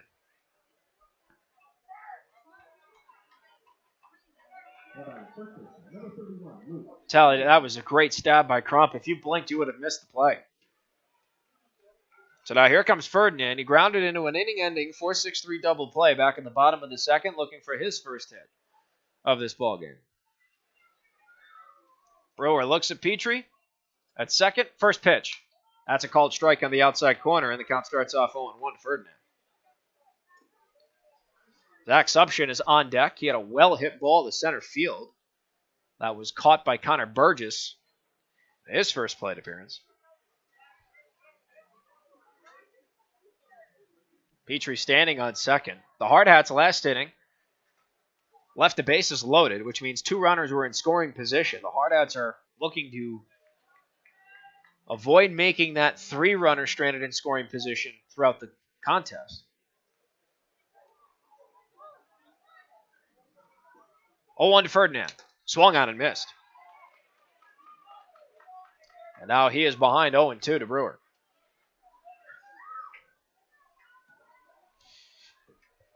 Sumshin patiently awaiting his chance, depending on what his compadre Luke Ferdinand does at the moment. Petrie can only look on from second. 0-2. Swung on, and that ball's pushed into left. Stonecipher is underneath it, and he makes the catch. So that's 2 down now for the Hardhats. Petrie tags back to second, and that's going to bring up Zach Sumshin, and it looks like the elements have decided to crash the party here a bit, Tom. Yeah, we have some rain coming down. I was checking the forecast here. They're forecasting a 60% chance of showers in the Rapid City area starting around 9 p.m. tonight. So that's about, 10 minutes from now, and we'll have to keep our eye on the weather. But some light rain falling right now. So now 2 outs for Zach Sumption, 0 for 1 with a fly out to center. Here's Eric Petrie standing on second in scoring position with the leadoff double. First pitch from Brewer. Swung on, and that ball's hit right up the middle and into the right center field for a base hit. Petrie gets the green light. He is rounding third. He is going to go home. Good on Zach Sumption. It's a 2-out RBI single for number 28. The Hardhats are on the board. They trail 5-1. Big hit for Sumption, who came up from the Expos a few games ago, and Zach had 6 at-bats coming into the game with 2 hits. Is 1 for 2 tonight. That's his first career RBI with the Hardhats. That came at probably the best time possible right now with almost 4 full innings in the books. Hardhats are now on the board. That's going to bring up Justin Kramer with a man on first and 2 outs. First pitch. Pitch is up high for ball 1. Sumption goes to second, and he's safe on the steal. So Zach Sumption, first career RBI in a Hardhat uniform, first stolen base in a Hardhat uniform. And now Justin Kramer has a man in scoring position and a 1-0 count to work with.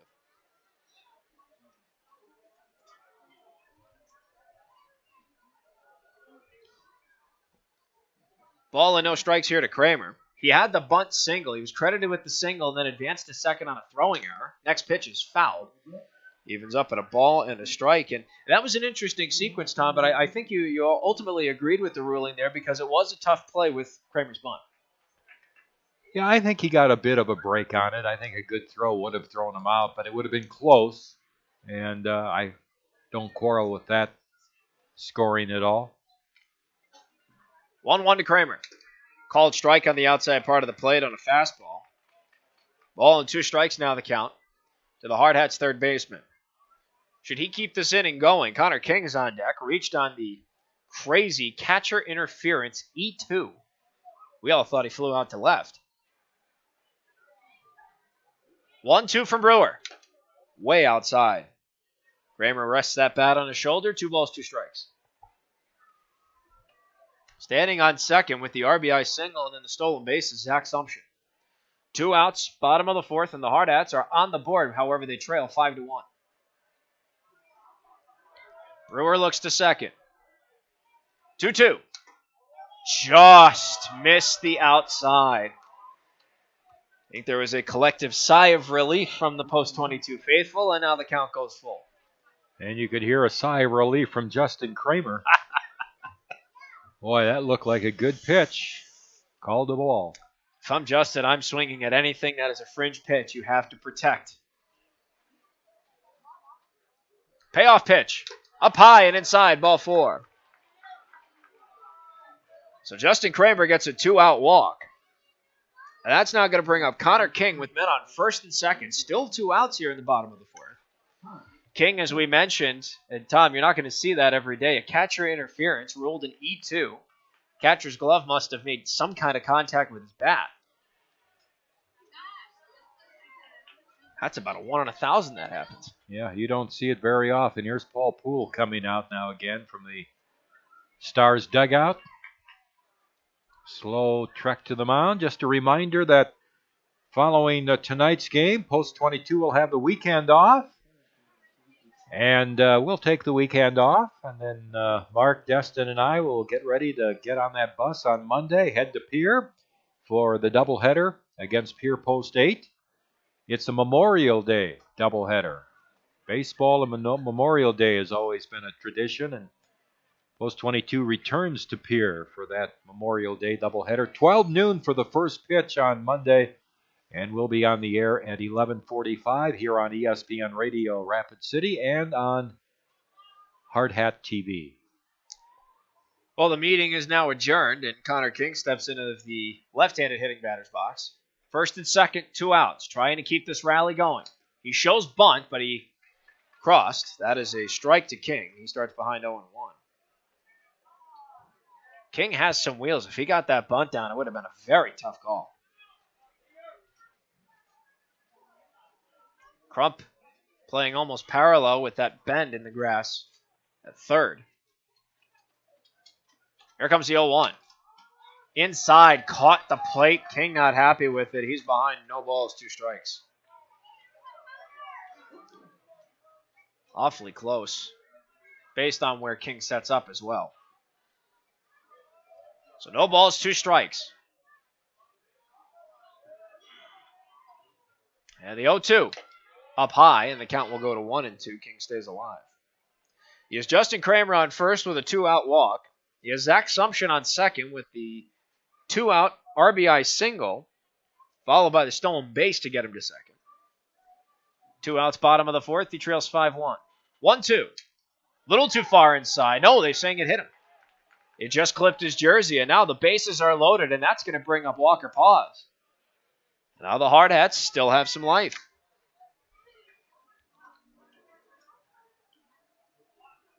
Walker with a couple of walks in the game, and he's got surprising power for as big as he is. I mean, he gets a lot of bat on the ball, as they say, but he has hit some balls deep so far this season. One just missed a home run to right field. First pitch from Brewer to Paz. Up high, ball 1. That's a great observation. Not the biggest guy on the roster, but he has some power. It's all in his swing. He has such a textbook swing. And it's a reason why he's in the leadoff spot. He can swing, he can get on, like you referenced earlier. 2 walks in this game already. He is the perfect leadoff hitter on any team. Bases loaded for Paz. 2 outs, 1-0.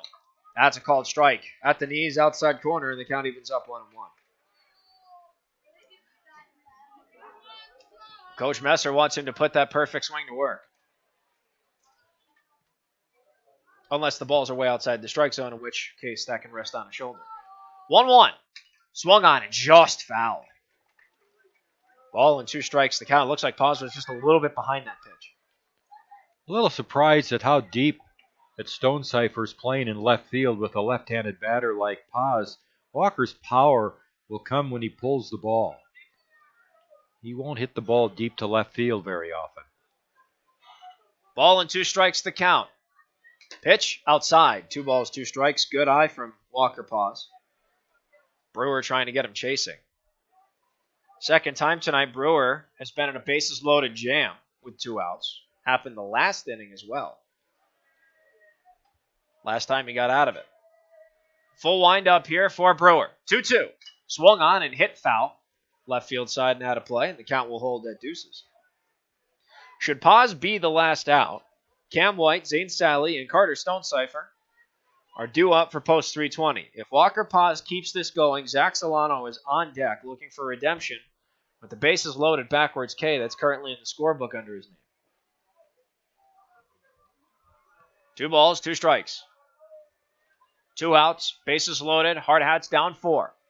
2-2. Swung on, and that's ripped down the line, just foul. First base side. And the count will once again hold. 2-2. Just missed it by about a foot. A well hit, powerfully hit ball by Paz, and it just goes foul.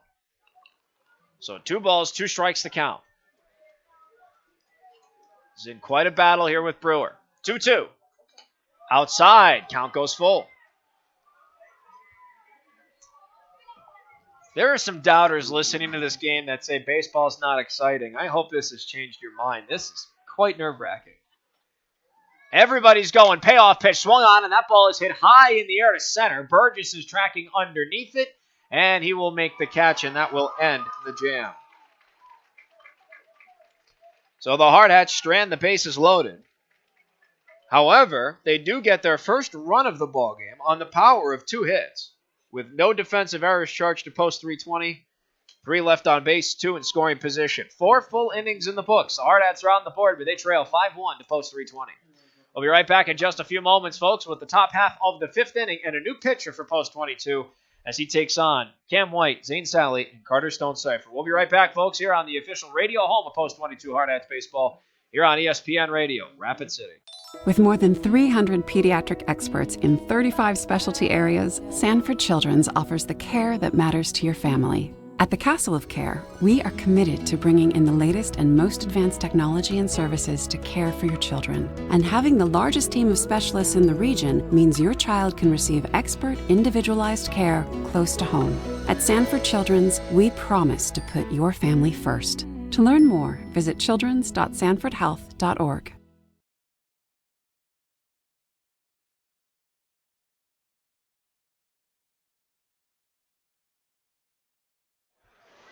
Well, it looks like the start of Kyle McGuire has come to an end, and now he will give way on the mound to Riley McSherry.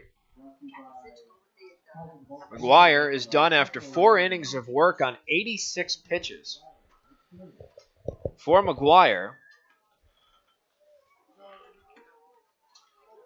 he had 5 walks, a hit batter, but he rallied towards the end with 4 strikeouts, so good on Kyle to try and turn some of this into a positive. Ended off with 3 strikeouts in his last 4 batters, and all 4 of his strikeouts within his last 6. But now Riley McSherry will take over for the Hardhats on the mound. McSherry comes in 12 2/3 innings of work under his belt. This will be a 5th appearance of the season, his 2nd by virtue of relief.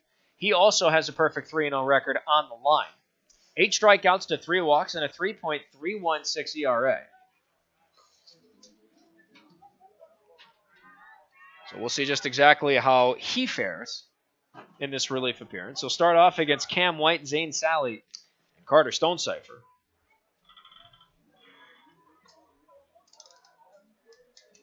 Here's hoping that Riley can restore some normalcy here to the pitching staff.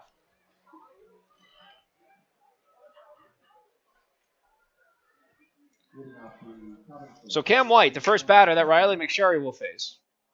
He's 0 for 2 on the ball game. Reached on an E5. Error to the third baseman, Justin Kramer. Came around to score when he got on the base path. Also flew out to center field. That was with the bases loaded to end that 2nd inning. First pitch to White from McSherry is low and away for ball 1.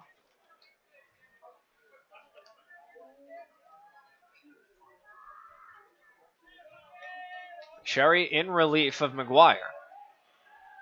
Only thrown 1 pitch. Now a second. 1-0 is fouled, and the count evens up to 1-1.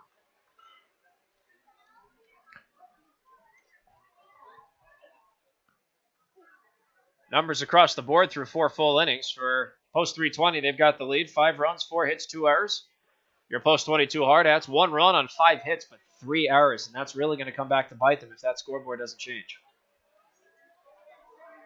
Full windup for McSherry. 2-1. Just missed.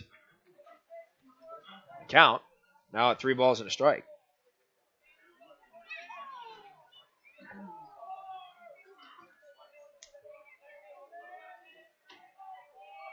Next delivery from McSherry.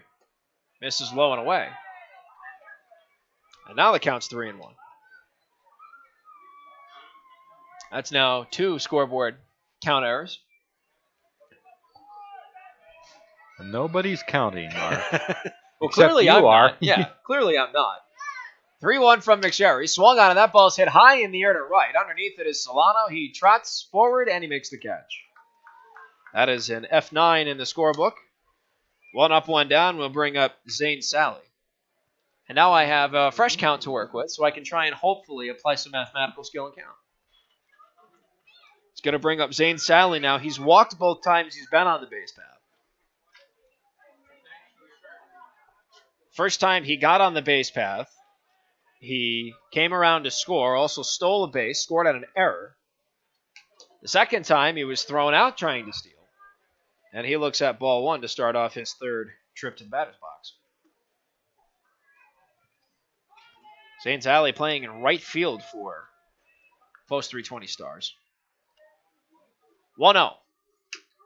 That's a strike on the inside part of the plate. Looks like McSherry took something off of that. The count evens up to 1-1.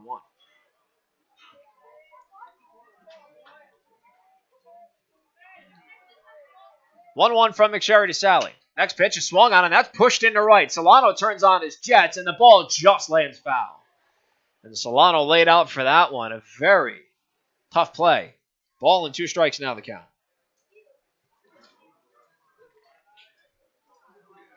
I'll tell you, Zach Solano's the complete package. In right field, his speed, his range in the outfield, he can play all 3 outfield positions. He primarily plays center and right, but my goodness, if he gets the right jump. I like to call him, I always call him the human muscle. 1-2 from McSherry. Misses low. 2 balls, 2 strikes to count. His body is just one big muscle. What's the old adage? 2/3 of the earth is covered in water. The other third's covered by Zach Solano. Is that it? McSherry gets the sign. 2-2. Misses low, and now the count goes full. I actually ripped that off of my alma mater when they were competing for what would be the second of their back-to-back national championships. The South Carolina Gamecocks had an outfielder named Evan Marzilli. And in the Omaha round against Florida was just making so many diving catches that they said 2/3 of the earth is covered in water and the other third is covered by Evan Marzilli. Payoff pitch misses low and away for ball 4. So Zane Zally draws a walk with 1 out. He takes a free trip 90 feet up the line to first, and that is now going to bring up Carter Stonecipher. So McSherry, 10 pitches already into his relief appearance.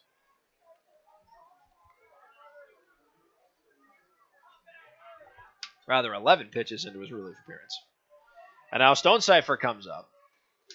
First pitch he looks at is a called strike, 0-1. Stonecipher is yet to have a registered at bat. He had a sac fly RBI, and he was hit by a pitch in his 2 trips to the batter's box.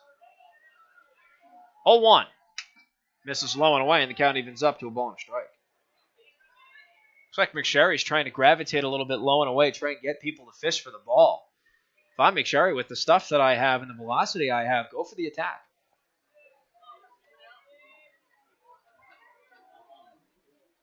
Ball and a strike the count. Sally, not that big a lead off at first. Next pitch, misses low and away, 2-1. What have you noticed in 14 pitches? The same thing it seemed like Kyle was doing, that we've seen other teams' pitchers do against us.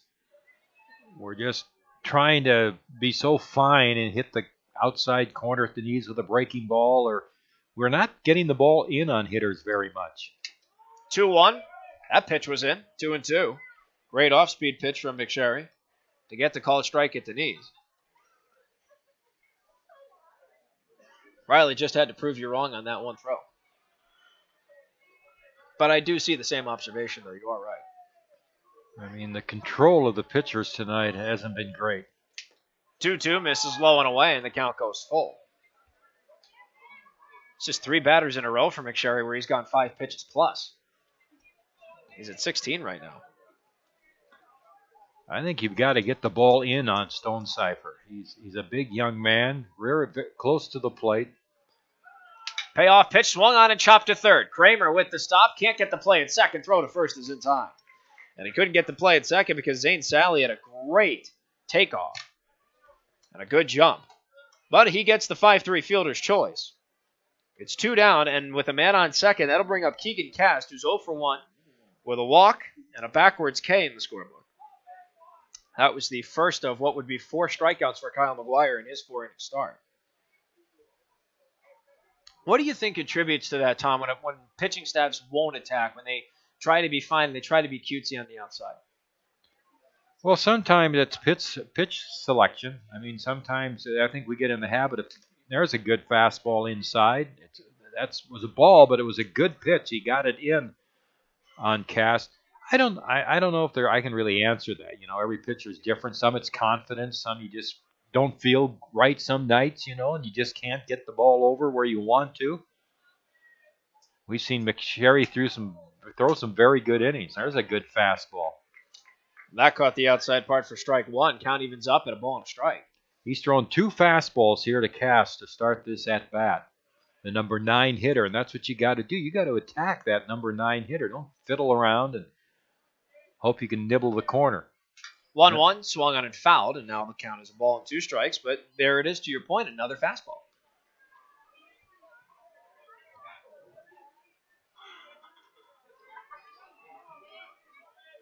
Man on second here for McSherry to semi-worry about. Zane Sally standing on second. Ball and 2 strikes the count here to Keegan Cast. He's looking to end the inning. 1-2. Swung on and just fouled, and Cast stays alive. The outfield has swung around to the right a few steps, and they're playing relatively shallow, which would lead me to believe that the outfielders know that McSherry's going to be throwing fastballs, and if Cass gets his bat on the ball, it's going to be the opposite field. But if he goes with a breaking ball and hangs it out over the plate, Cass can rip that too. Timmy Paris has a quick conference with Riley McSherry. Now, the 1-2 count here, Mark, you can throw that breaking ball down and away. This is the time you can throw that. Let's see what McSherry goes with here from the stretch. He agrees with Paris on a sign. Checks to second, 1-2. Caught him looking, strike 3. That's the first strikeout in relief for Riley McSherry, and that's going to end the top half of the 5th inning. So 4 post 320, it's no runs, no hits, no defensive errors charged to post 22. 1 man left on the base path, stranded in scoring position. Exactly half the game has been played. 4.5 innings in the books. Hardhats still trail 5-1 with Zach Solano, Timmy Paris, and Eric Petrie due up. We'll be right back on the Anytime Auto Sales Press Box and official radio home of Post 22 Hardhats Baseball, ESPN Radio, Rapid City, with the bottom half of the 5th. You don't have to try to hit a home run when you're hitting singles and doubles all day. Consistency wins games, and it's key to helping achieve your retirement goals. At Weitzel Financial Group, they believe they're there to help with your own ideals and goals. Head toward your field of dreams. Call Weitzel Financial Group for a consultation at 348-1152. Kurt Weitzel is a registered representative and investment advisor representative with and offers securities and advisory services through Commonwealth Financial Network member FINRA SIPC, a registered investment advisor. Weitzel Financial Group, 817 9th Street, Rapid City, South Dakota, 57701. Well, exactly half the game has been played here at the Fitz, the first of 2 rivalry showdowns between the Post 22 Hardhats and the visiting Post 320 Stars. And after half of this game, it's the 320 Stars with a 5-1 lead. And Seth Brewer still on the mound for the Stars after throwing 73 pitches in the first 4 innings in which he's worked. Stats across the board at halftime here. 5 runs, 4 hits, 2 errors for Post 320. On the other side for the Hardhats, now at the plate. 1 run, 5 hits, 3 errors. I tried to say now at the batter's box and then decided I wanted to say plate. My mind couldn't think quick enough, so sometimes words are hard. We're going to go now to Zach Solano leading off the bottom half of the 5th inning. 1 for 2 with a single and a strikeout looking with the bases loaded. First pitch he sees from Brewer, swung on and ripped up the middle into center field for a base hit. So Zach Solano, first pitch he sees, gets his second single and his second hit of the ball game. Leadoff man is on, and that's going to bring up Timmy Paris. These 2 teams meet again a week from tomorrow on Saturday, June 3rd at Pete Lean Field in a 7 o'clock game. So that's a week from tomorrow. Boy, we're almost into June already. Can you believe it? Heck, Memorial Day's Monday. Like, where the heck did the summer go already? Before you know it, we're going to be packing up for the Gopher. I hope we're packing up for the World Series in August. You and me both, partner. You and me both. Here comes Timmy Paris. First pitch he sees is a breaking pitch. Outside, 1-0. But Post is going to have to play better than they played the last couple of games here. No doubt about that. A game like this will not fly against Eden Prairie, Creighton Pratt, Millard South. Insert regional rival here. Ball and no strikes to Paris. 0 for 2, grounded into an inning-ending double play. Flew out to center with the bases loaded. 1-0. Swung on, and that's hit foul, first base side. And the count evens up at a ball and a strike. I've mentioned this before, even in some of the post-22 wins in which the performance may not have been 100% work of art that we're lucky that this is happening now and that it's not happening in the regional round or it's not happening on Championship Sunday in the state tournament. Check down to first. Solano is safe. Well, we haven't even played a quarter of the schedule yet, too. It's still, we're not out of May, and it's still early, and it's a little easier for the players once school's out, too, you know, with practices. And 1-1 to Paris. Tried to time hitting that breaking pitch. He fouled it. Just got underneath it. A ball and 2 strikes. And there's something about playing every day. Once we get into June and July, you see players and teams really make strides in their improvement when you get that day in and day out playing. Might get a little tired along the way, but it certainly develops players. You got to play to develop.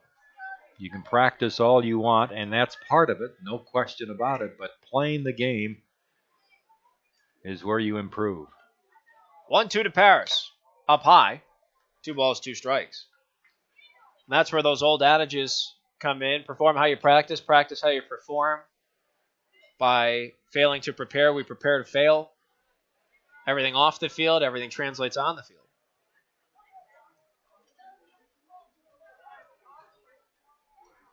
Two balls, 2 strikes to Paris. Solano on first, no one out, bottom of the 5th. 2-2 is fouled, and he stays alive. 5-1 is the post 320 lead over your post 22 Hardhats. This is a good battle here, and we didn't see that at the start of the game, where our post 22 batters were attacking Brewer, if you will, by fouling off so many pitches. 2 balls, 2 strikes, still the count. Eric Petrie in the on-deck circle. Timmy Paris about to look at another pitch. Runner goes. Next pitch is up high for ball 3. Solano throw is in time, and he is caught stealing.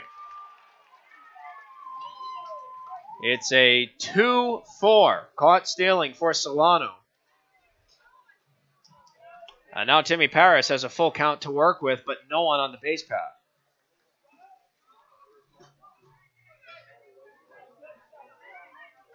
You'd hate to see this turn into an out at the plate or Timmy Paris out in a sequence. Payoff pitch. Just missed low, and Timmy Paris walks. So now instead of having 2 men on the base path and no one out, you're back to where you started with a man on first, but now 1 out on the scoreboard, and that's going to bring up the cleanup hitter, Eric Petrie. Well, this is not an official game. You do have to get those 2 outs for a 320 and make it an official game. You have to play 5 innings in a 9-inning game. First pitch to Petrie misses high and away for ball 1. Petrie 1 for 2. He had a weak pop out to third base his first time up. He led off the bottom half of the 4th, and on the second pitch he saw, cranked a double into left. Here comes the 1-0. That catches the outside of the plate, and the count evens up to 1-1. Looks like we're safe. They've taken all the rain out of the forecast now for the rest of the night and for the next 8 days. That prediction was all over the place from that weather service. 1-1 misses outside, 2-1, and it always makes me think. Remember Back to the Future 2, when Marty McFly goes to the future to 2015, and weathermen have predicted the weather right on the dot? Where was that? We're 2 years past this already. 2-1. Swung on, and that ball's hit high in the air. Foul. And it goes into the stands and out of play. 2 balls, 2 strikes, the count. It's so funny to look at what they put in the movie Back to the Future 2 and how inaccurate and in some cases accurate it was. Well, what we saw with the forecast today, there should be a law that you cannot force the forecast the weather past 48 hours, because you see these 7 and 10 day forecasts that they give. Who in the world believes those? 2-2 to Petrie. Breaking pitch missed outside, and the count goes full. I did read one time that Rapid City, in statistics, is one of the hardest cities to predict the weather. So for all the weathermen at the TV channels, I'm taking you off the hook. Well, you do know that spearfish holds the world record for most extreme temperature change. I think it was Deadwood, wasn't it? I think it was spearfish. Let's ask Destin. Payoff pitch is fouled. Petrie stays alive. And now Tom is going to pull out the Encyclopedia iPhone Volume 3. Google edition. We're going to figure this one out. I'm getting my old World Book encyclopedias out. Encyclopedia Britannica, yeah? Maybe an almanac? Payoff again to Petrie. Caught him looking. Strike 3 on the outside part of the plate, and he is not happy with that. Eric Petrie called out on strikes. Only the second strikeout for Brewer in this start. 2 down, still Paris on first. That's going to bring up Cooper Bowman.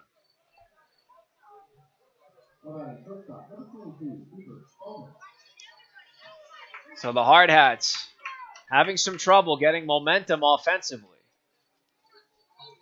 Cooper Bowman looking to just keep a 2-out rally going here. Paris, a moderate lead off first. First pitch to Bowman's a called strike at his belt. 0-1 the count on the fastball from Brewer. Brewer's next pitch will be his 90th of this start. And my goodness, has he been stellar.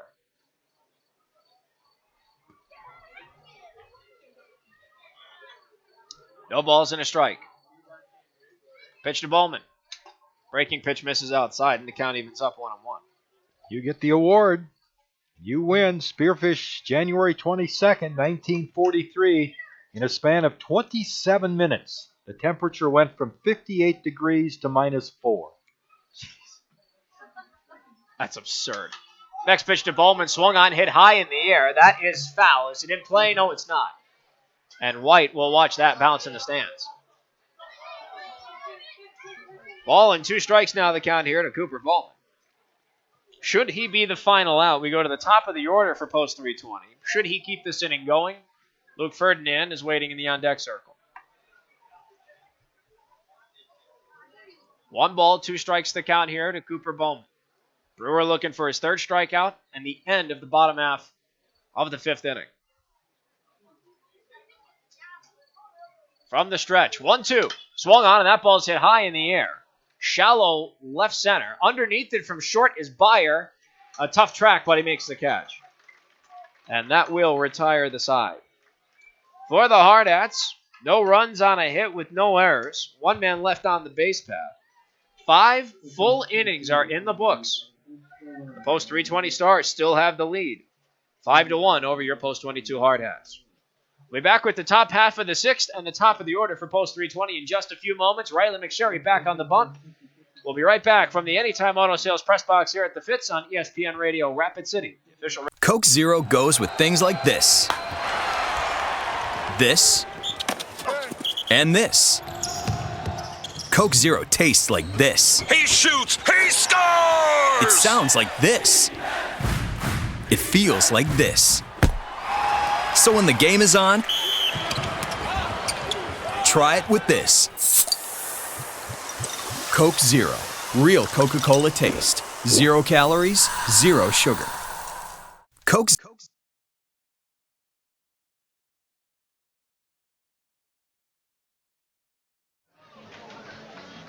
5 full innings in the books. Post 22 Hardhats trail the post 320 Stars by a 5-1 score as we head to the top half of the 6th inning. Numbers across the board for post 320. They're in the driver's seat. It's 5 runs on 4 hits with 2 errors on defense. And then the other side of things for the Hardhats, it's 1 run on 6 hits with 3 errors in the field. Mark Benetti and the legendary Tom Rudabush alongside you for all the action tonight and this season on ESPN Radio Rapid City, 1340 AM, 105.7 FM, all season long, and on Hardhats-TV, which you can find on post22baseball.com. I want to thank Casey Keller and Dan Lewis, the 2 owner agents for Farmers Union Insurance Agency, for sponsoring tonight's game for Post 22. South Dakota Farmers Insurance has been in South Dakota for 50 years, and they help sponsor tonight's game with many fans bringing canned food items to benefit Feeding South Dakota. Thanks to Dan Lewis and Casey Keller. All set now to start the top half of the 6th. Riley McSherry's first pitch is swung on and hit by Connor Burgess to short. Bowman, the stop throw to first is in time. 6-3 in the scorebook on just one pitch. 1 up, 1 down will bring up the left-handed hitting Seth Brewer, who, again, Tom, we talked about it all night. He has thrown one heck of a gem for this 320 club. He really has. He's scattered some hits. He's made good pitches when he's needed to. And he was supported early in the game by a couple of double plays. Brewer is 2 for 3, a single, an RBI double, runs scored, and a strikeout. And he looks at a first pitch ball outside, 1-0. Brett Byer, the shortstop, is on deck. He is 1 for 2. 1-0 to Brewer. Rides a little too far inside, and the count goes to 2 balls and no strikes. Riley McSherry in his second inning of relief for Kyle McGuire, who went 4 innings, 4 strikeouts to 5 walks and a hit batsman. 5 runs, none of which were earned. So his ERA will still stay as microscopic as it was coming in. 2-0 for McSherry. Swung on, and that's hit foul. Out of play, third base side, and the count goes to 2-1. And if there's any silver lining for McGuire, it's that his ERA will not be affected because a lot of his performance really was not his fault, Tom. No, Rapid City really had some miscues in that second inning. All in all, I'm sure Kyle feels though he could have thrown the ball better.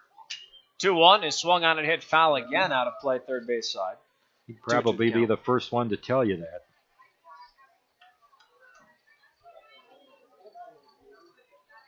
So 2 balls, 2 strikes now to Seth Brewer. And he'll have better outings in the future. This was arguably not the best one he's had this season. He's been lights out prior. 2-2 from McSherry. Swung on and ripped foul, this time down the first base line. Brewer's just trying to hit every part of the field before he puts it in play, and the count holds it 2-2.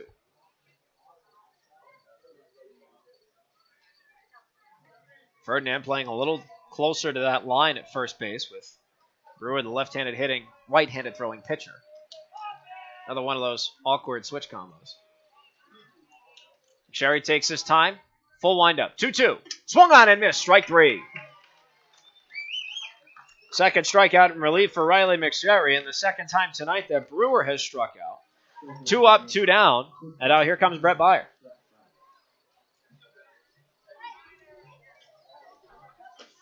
Byer on the ball game, 1 for 2, grounded into a fielder's choice, was safe at first. Singled, stranded at third, walked, stolen base, stranded at second. That's how he reads across my scorebook. First pitch he sees from McSherry is a called strike on a fastball at his knees.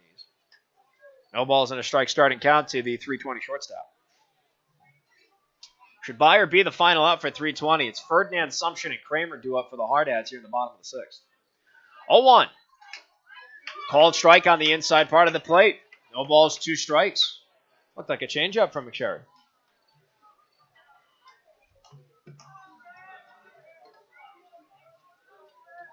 McSherry looking for another punch out. In the end, top half of the 6th. 0-2. Swung on and chopped foul. And staying alive is Brett Byer. No balls and 2 strikes.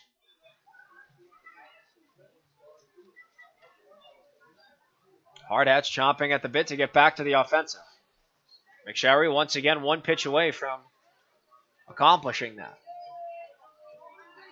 Full windup from McSherry. 0-2. Throw just a little too far inside and low. Count goes to 1-2. McSherry's about to throw his 35th pitch in relief. Good on him to have a low pitch count inning. Because if the next pitch is the last one, it's only 12 he's thrown in the spring. Compared to 23 in his first inning in for Kyle McGuire. 1-2 from McSherry. Misses low and away. 2 balls, 2 strikes.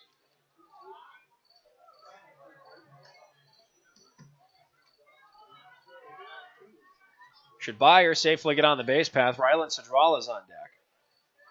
0 for 2 with a walk, a strikeout, and a ground out. McSherry chucks his deuces. Just missed at his letters, and the count goes full. McSherry wanted that one. In the immortal words of Maxwell Smart, he missed it by just that much. Payoff pitch to Byer. Swung on, and that ball's hit high in the air to right center field. Zach Solano is charging. He's underneath it, tracks, and he makes the catch. And that will retire the side. And for the first time tonight, the Hardhats on defense have a 1-2-3 inning, which at home we all know means no runs, hits, errors, or anybody left on base. And at the end of 5.5, the Hardhats deficit still remains 5-1. Only 4 offensive frames remain for the Hardhats, and leading off the bottom half of the 6th, Luke Ferdinand, followed by Zach Sumption and Justin Kramer. We'll be right back with the bottom of the 6th here at the Fitz on the official radio home of Post 22 Hardhats Baseball on ESPN Radio, Rapid City. Trusted Choice Insurance agents are independent agents. I pledge to be your guide, not only to insurance, but to insurance companies. They don't actually work for any one insurance company. And to use my independence to identify the coverage that's best for you. This means they can customize policies from several companies in ways that other agents just can't. And they commit to that. And I pledge. In writing. Trusted Choice. You need an independent insurance agent. Black Hills Insurance Agency, a tradition of service since 1949.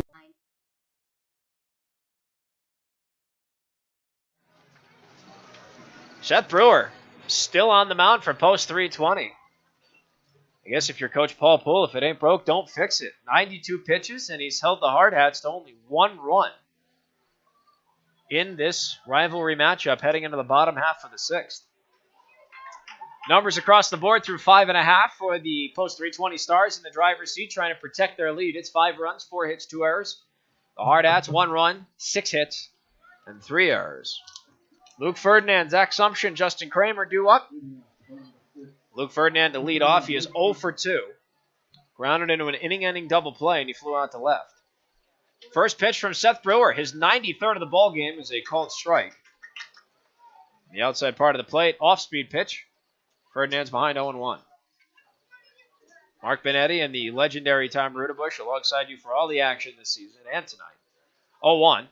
Swung on, and that's fouled. Out of play third base side. 0-2 now the count.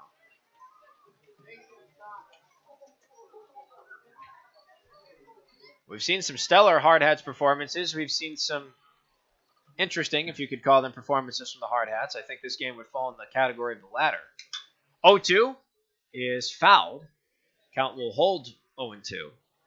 Ferdinand, trying to protect and stay alive, just extended his hands to go opposite field.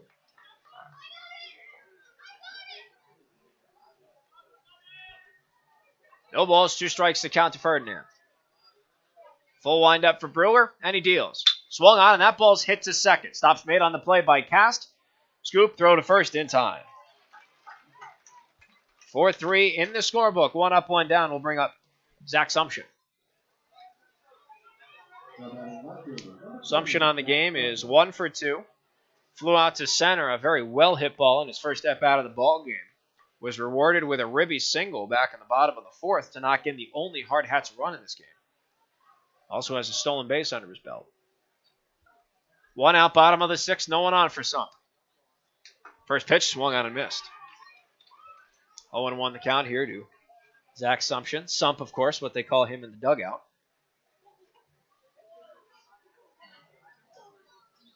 Here comes the 0-1. Swung on, and that ball is drilled to left. Stone Cipher, charging to his right, makes the catch. F7 in the scorebook. 2 up, 2 down for the Hardhats. Brings us now to the third baseman, Justin Kramer. 1 for 1 with a bunt single. Advanced to second on a throwing error by the third baseman. Stranded at third. Walked, stranded at second. It's got to be frustrating for Kramer. You've made it all the way to scoring position both times you've been on. Nobody's been able to drive you in. First pitch to Kramer. That's a called strike. No balls and a strike to count. Next pitch will be number 100 for Brewer in this start. Full windup. Here comes number 100. Too high and inside. Ball and a strike. Should Kramer get on the base path, Connor King's on deck. 0 for 1, reached on an error. A catcher interference, also hit by a pitch. 1-1 to Kramer. Misses low and away, 2 balls and a strike. Should Kramer be the final out, it's the meat of the order for 320 to face presumably Riley McSherry should he stay in for relief. Rylan Sadrala, Ian Crump, and Cam White, barring any offensive substitutions. Quick conference between catcher and pitcher. Now it looks like we're back to work as Brewer is back on the mound. White's back behind the plate. 2-1. Called strike at the knees. 2 balls, 2 strikes.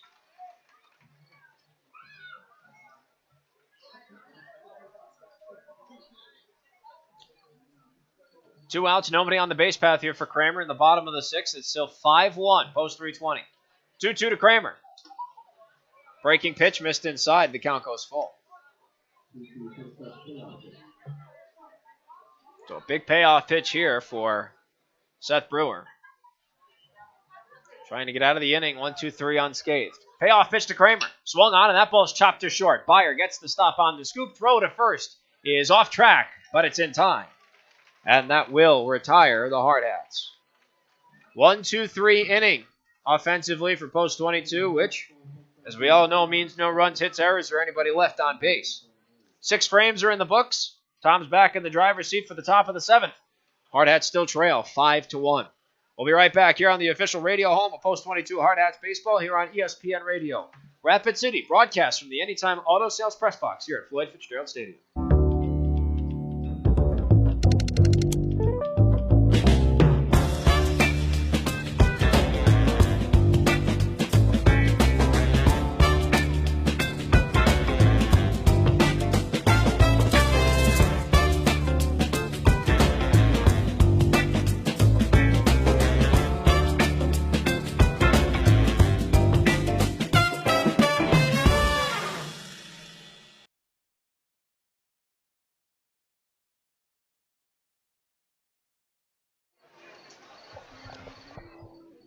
Well, Post 22 is trailing 5-1. The Stars scored 5 runs in the 2nd. The Hardhats got their run in the bottom of the 4th. And we're now into the top of the 7th as Riley McSherry begins his 3rd inning of work. McSherry in 2 innings. He's given up no hits or runs. He has a walk. He has struck out 2. And Ryan Sudrala, the first baseman, will be the hitter for the Stars. He has grounded out to 2nd, drawn a walk, and been called out on strikes. So he's 0 for 2. 4, 5, and 6 hitters here for the Stars in the top of the 7th inning. McSherry winds and fires, and a breaking ball over for a strike. Stars scoring their 5 runs in the 2nd on 3 hits. 3 Rapid City errors in the inning. There's a chopper to first. It takes a nice hop for Ferdinand, who just steps in the bag for the first out. That'll bring up Ian Crump, the third baseman, number 5 hitter. Crump reached on an error and scored in the 2nd. Also had an infield single and an RBI in the 2nd inning. Called out on strikes his last at bat in the 4th. And he hits a ground ball off Kramer. And the ball trickles into left field, recovered by Bowman. And Crump is on. 4th error of the game for Post 22. 2nd on Kramer tonight, and that brings up Cam White, the catcher. Uncharacteristic, once again, on the defensive side of things for this Hardhats club, Tom. However, if there's a running trend I've noticed, the last 3 innings, the Hardhats have retired the first batter, including this inning, they've retired the first batter. Haven't given up any damage. Here's hoping that turns into 4 innings in a row. White, a right-handed batter, he's 0 for 3, and he takes the ball low and outside. He reached on an error and scored in the 2nd. Flied out in the 2nd inning. That actually ended the 2nd, then flied out to Solano and right in the 5th inning. Ferdinand holding with Crump. 5-1 Stars here in the top of the 7th. McSherry out of the set. The pitch on the way. A swung on, a fly ball to right. Here comes Solano in towards right center. Shallow right center, grabs it. And that's out number 2. The ball gets away, and holding at first base is Crump. After catching the ball, Solano came up and fired towards first. And ball kind of skipped on Ferdinand. 2 down. No harm done, and it brings up Zane Sally, the right fielder. It's a good thing there was no harm done on that because it was a smart play by Solano. We saw him make that play on Wednesday against Spearfish to get a big F9-3 double play. So, I mean, look, we know Zach's got a cannon. He's a very smart defensive player. I have no problem with that play. Sally has walked 3 times tonight. He has scored a run. Here's the pitch, and he takes a fastball high and inside. Stars with only 4 hits in the game, none since the second inning. But they've had a host of walks in the game as McSherry works out of the set and delivers. Low and outside, blocked by Paris. Plus the 4 Rapid City errors.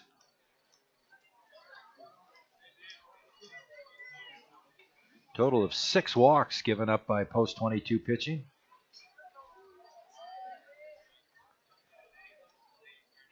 Crump has a short lead off of first. Here's McSherry's pitch, and he throws a fastball outside, and the count runs to 3 balls.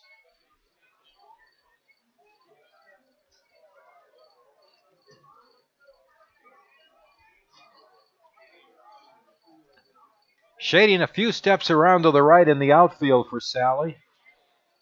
Stars number 7 hitter. That pitch is right in there for a strike, and it's 3-1.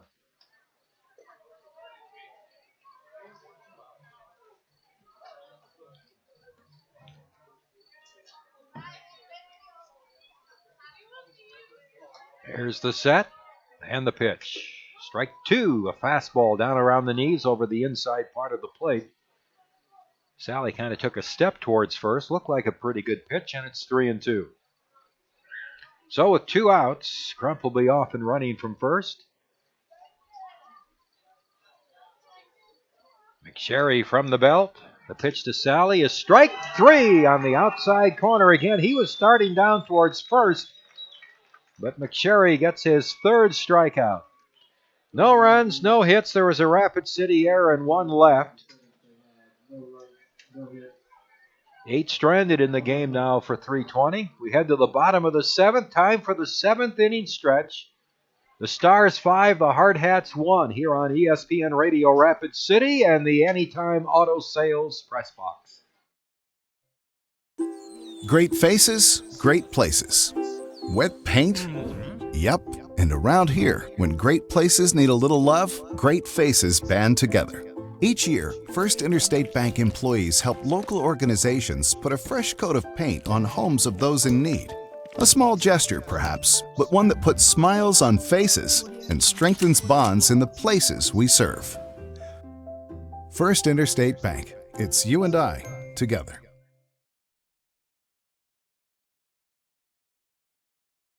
And we really know our stuff. Black Hills Insurance, a tradition of service since 1949.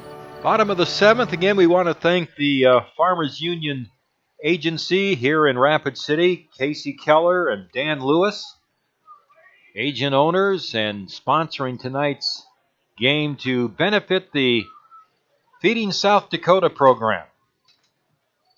So we have a new pitcher coming in for the Stars. And that is Brady Larson, a right-hander. Great 6 innings for Seth Brewer. Boy, he really battled. He gave up 6 hits and just 1 run.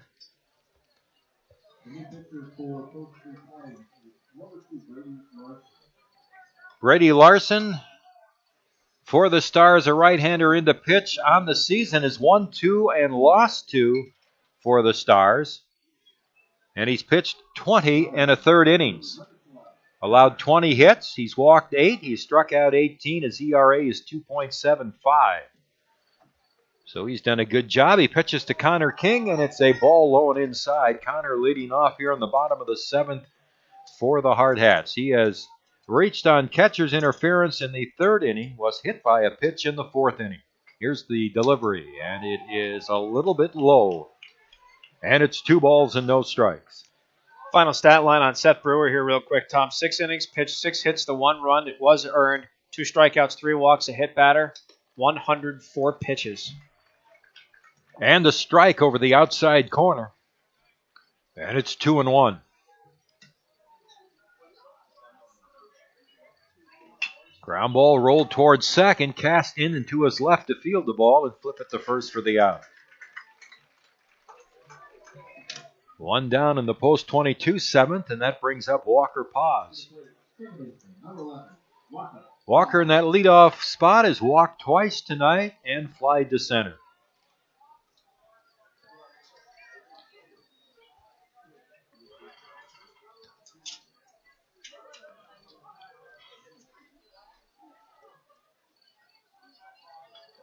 Here's the pitch, and a breaking ball is high. 1 ball and no strikes. You know, I think this is a very big game for post 320. You think, well, Tom, it's early in the season and, you know, a lot of baseball to be played. Here's the pitch. Swung on a high fly ball in the right field, but it doesn't have any legs. Coming in is the right fielder, Sally, to grab it for out number 2. Post 22 is, as we said, only lost once to 320. 320's had several games where they've had a lead, and you could always see the attitude when something would go wrong. Well, here we go again, and sure enough, Post 22 would come back and win. I'm impressed with some of the things 320's done tonight. They don't seem like they're willing to give this game away. They tried to a little bit in the 3rd inning, but overall, they've competed very tough tonight. They don't have a lot of hits, but they've had a lot of tough outs. They've made some good plays defensively. Brewer pitched a heck of a 6 innings.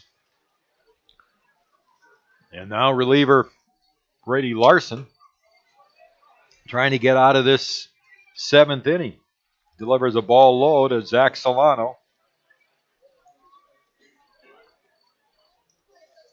Solano's 2 for 3 with a couple of singles. Another breaking ball, and that misses down low, and it's 2-0. A single to center in the 1st.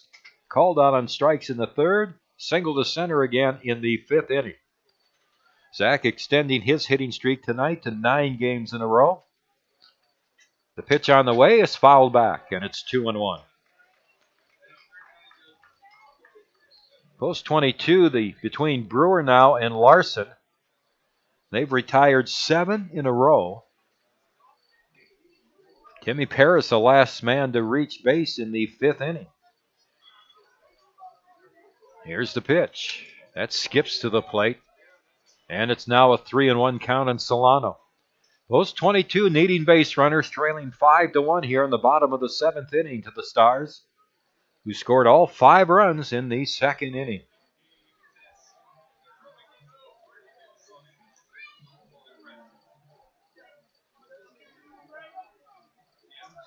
Here's the set now.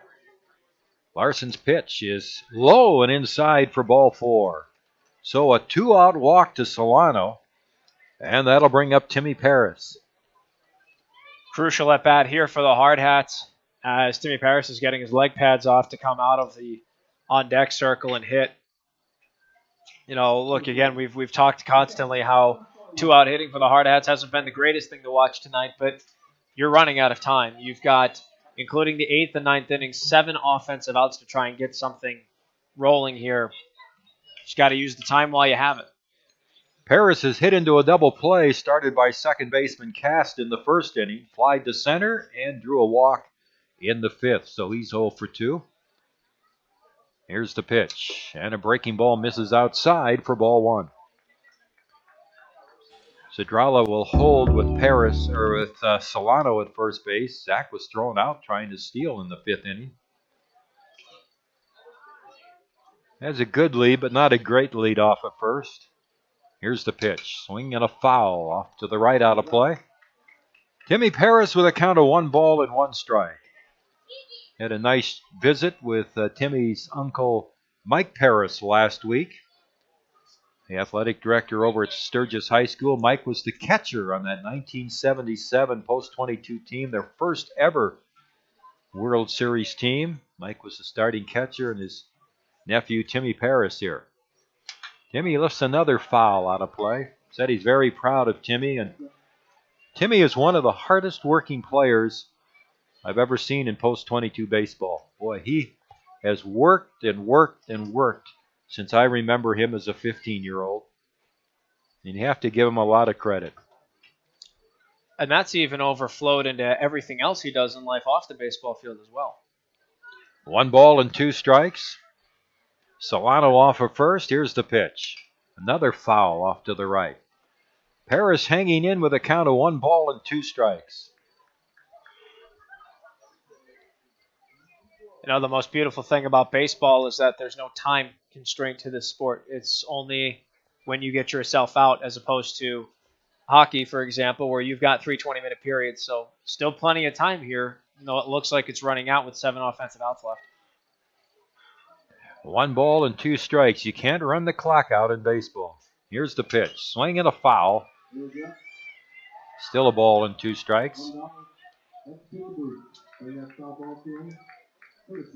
Quite the battle here from Paris. And like we mentioned earlier, when Brewer was on the mound, there wasn't too many at-bats where Brewer was challenged. Now it looks like Larson's being challenged here, with Timmy at least fouling off the last 4 pitches.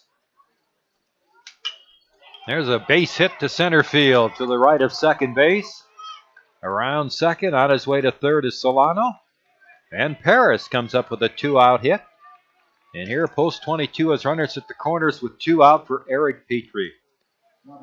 You look back at the game, post-22 left the bases loaded in the 3rd inning. They left the bases loaded in the 4th inning and stranded a man on in the 5th inning. So they've stranded 7. They need a 2-out hit here from Petrie, who has popped to third, doubled to left, and scored the Rapid City run in the 4th, and was called out on strikes in the 5th. Eric with 4 home runs. A big one here would be huge. He hits a line drive in the right off the end of the bat. It's going to fall in for a base hit. Boy, Eric hit that one right off the end of the bat. Just a soft line drive in the right field for an RBI single to score Solano. And it's 5-2 as post-22's Petrie has his 15th RBI of the year. Well, what better time to get an interesting RBI single with 2 outs than right now when your team's down 4. Now all of a sudden the deficit's cut to 3, and it goes back to what I said, and to even what you said. You can't run out the clock in this sport. Still 2 outs in this inning. Hardhats aren't done offensively. Just keep grinding away and keep chiseling. Still time to make something happen. So here's the tying run at the plate now with Cooper Bowman, who's hit 3 home runs. Cooper is 1 for 3 tonight with an infield single in the 2nd inning to extend his hitting streak to 11 games. And he hits a foul off to the right, 1 strike. Cooper's other 2 at-bats, he's bounced to third, popped to short.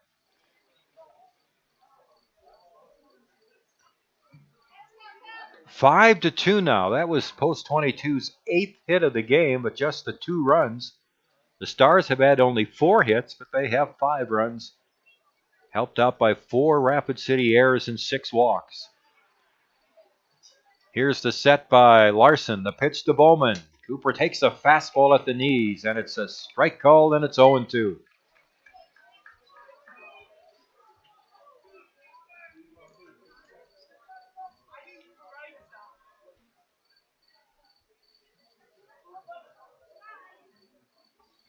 Now the set by Larson. Here's the pitch. Cooper hits a foul backing out of play.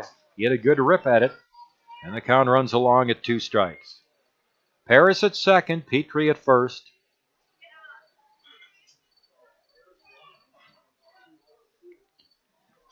Boy, this is about as good of 3, 4, and 5 hitters we've seen on any team this year when you look at Paris, Petrie, and Bowman. Cooper started out batting 6th and 7th the first few games, but hit the ball so well. There's a pitch wide, and it's 1 ball and 2 strikes. Post-22's 14th game of the season here tonight. They've won 11, lost only 2. The losses to Missoula and to Cheyenne. 1 ball, 2 strikes. Here's the pitch. A little fly ball into right field. Sally is there, and he's got it to retire the side. Cooper didn't get the good part of the bat on that ball. So that retires the side. Post 22 settles for 1 run on 2 hits in the inning. No Stars errors, and Post 22 strands 2 more. They've stranded 9 now through 7. Mark's back to take us into the 8th at the end of 7. 5-2, the Hardhats down to the Stars here at Fitzgerald Stadium from the Anytime Auto Sales press box on ESPN Radio, Rapid City. With more than 300 pediatric experts in 35 specialty areas, Sanford Children's offers the care that matters to your family. At the Castle of Care, we are committed to bringing in the latest and most advanced technology and services to care for your children. And having the largest team of specialists in the region means your child can receive expert, individualized care close to home. At Sanford Children's, we promise to put your family first. To learn more, visit childrens.sanfordhealth.org.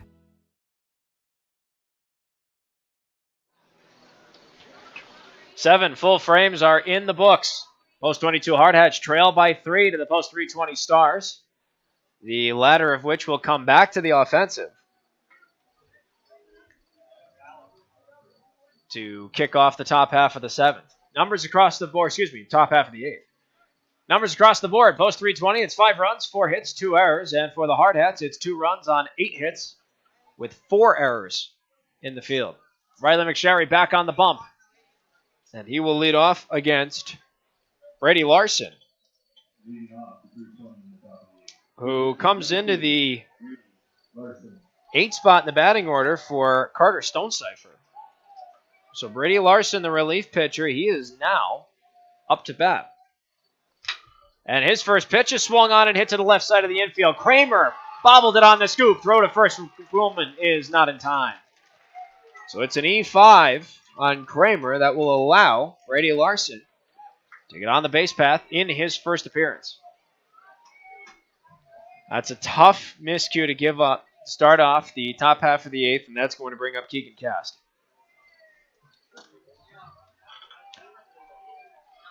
Boy, the defense for Post 22 these last 2 games has just plain not been good. 8 errors in the last 2 games. Bunt is shown. Bunt is dropped by Cast. However, it goes foul. No balls and a strike the count. 5 errors tonight, 3 against Spearfish on Wednesday. Post 22 came into the game with 14 errors on the season, and they now have 19 and 8 in the last 2 games. It's remarkable. No balls and a strike here to Cast. It started to rain again here at the Feds. 0-1. Cast shows bunt, and he fouls it. How can that possibly be? They took that out of the forecast. Well, Tom, this is South Dakota. The saying is, wait 20 minutes if you don't like what's going on. I think you're seeing things. I wish I was seeing things. Yeah, the umbrellas have popped up. Still quite a few people here considering it's almost 10 o'clock. No balls, 2 strikes. McSherry deals. Cass showed bunt, but the pitch was high. 1-2 the count. I hope he was doing that to throw off the infield defense for the Hardhats. If he foul tips that, he's out. They say the attendance tonight was 1,015 for the game tonight, and which was very good considering what we saw at the weather at game time. 1-2, swung on and missed. Strike 3. So Riley McSherry gets his 4th strikeout in relief. It serves as the first out in the inning. 1 down, still with that man on first. Back to the top of the order we go to Connor Burgess. Great attendance for these ball games. I absolutely love that. Big rivalry matchup. The whole town shows up. Have a very big attendance memory coming up in a few moments. First pitch from McSherry to Burgess is low for ball 1. My favorite memory of attendance comes from last year's Firecracker when Millard South came to town. And it was such a tight game. 0-0 till the bottom of the 6th. First pitch Matt Vickers sees blasted over the right field wall. This place was at capacity. Standing room only, and just erupted. 1-0 is swung on, and that's ripped into left. That's a base hit. It's going to go all the way to the wall. Rounding second and going to third is Larson. The ball is fielded into Cooper Bowman. And it's a 1-out double for Connor Burgess. That was a solid line drive over towards the foul line and hit number 5 in the game for the Stars. So now it's men on second and third with just one out here in the top of the eighth. And that will bring us to Seth Brewer, who I believe has moved to right field.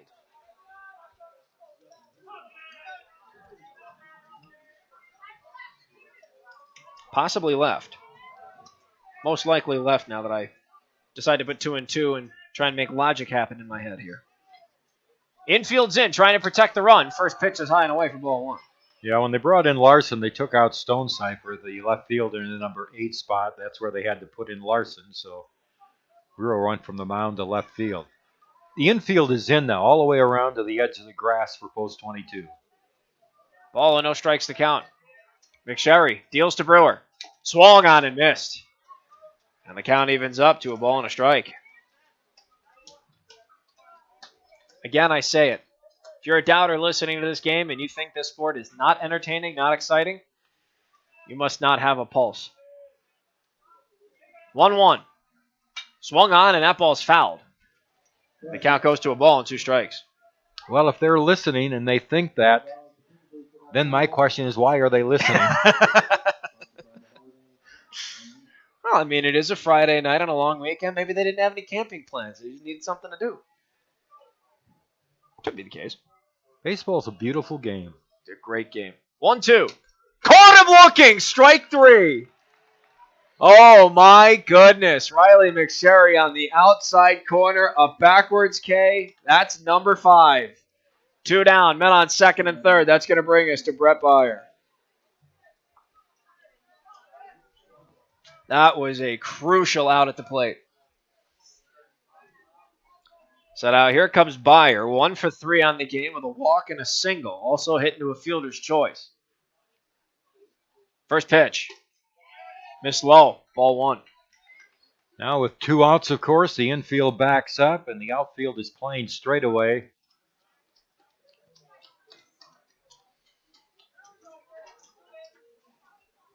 Hardhats trail 5-2. They're trying to keep it that way. It looks like they're going to intentionally walk him now. I think the signal came from the dugout and Coach Mishmaster to intentionally walk Byer. So the intentional walk with 2 outs now loads the bases and brings up Rylan Cedrala.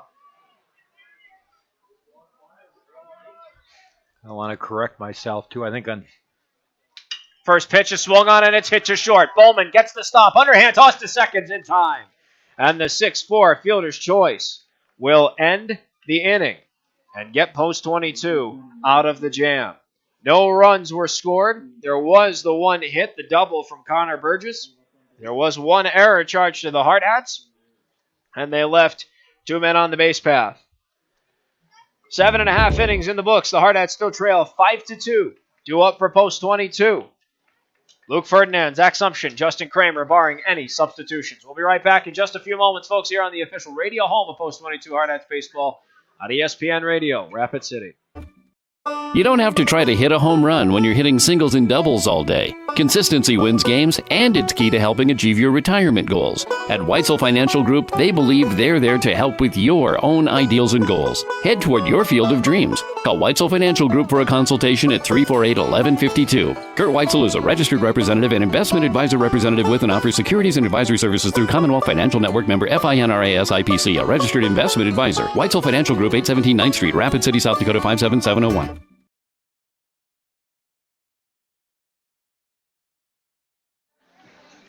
Well, the Hardhats now transition from defense to offense. Bottom half of the 8th inning, they trail 5-2 to the post 320 Stars. Only 6 offensive outs remain in this contest. And it looks like we will have an offensive substitution as long as what I'm seeing is indeed fact. That is young Tommy Wall taking some swings in the on-deck circle. It looks like he's going to come into the spot for Luke Ferdinand. Where that puts him defensively, I don't know. We'll have to do some sleuthing and figure that out. So Tommy Wall will come in. He takes over for Ferdinand and went 0 for 3 in the ballgame. And Wall will have his first appearance of this rivalry contest. Tommy Wall, this will be the 10th game in which he has seen the batter's box, a .280 batting average, 7 hits and 25 plate appearances. He struck out once. He's walked 4 times. So let's see what Tommy Wall has as a pinch hitter here. Brady Larson still on the mound for the Post 320 Stars. Time is called by Clyde Millslegel, our home plate umpire. And it looks like we are ready to rock and roll at the bottom of the 8th. Third base is in. That's Ian Crump. He's right on the grass. First pitch to Wall misses low and away, ball 1. They think Wall is going to go for the bunt hit. The bunt single. Crump is just waiting for it on the edge of third base grass. 1-0. Swung on, and that ball is drilled, but it goes foul and into the Hardhats bullpen. And the count is now a ball and a strike. He destroyed that. Zach Sumption is still on deck, so it looks like he will still take some swings. Sumption 1 for 3 with an RBI single. Thrown in the middle of a fly out to center and a fly out to left. Ball and a strike, the count here to Tommy Wall, pinch hitting for Luke Ferdinand. Next pitch misses low. 2 balls and a strike to count.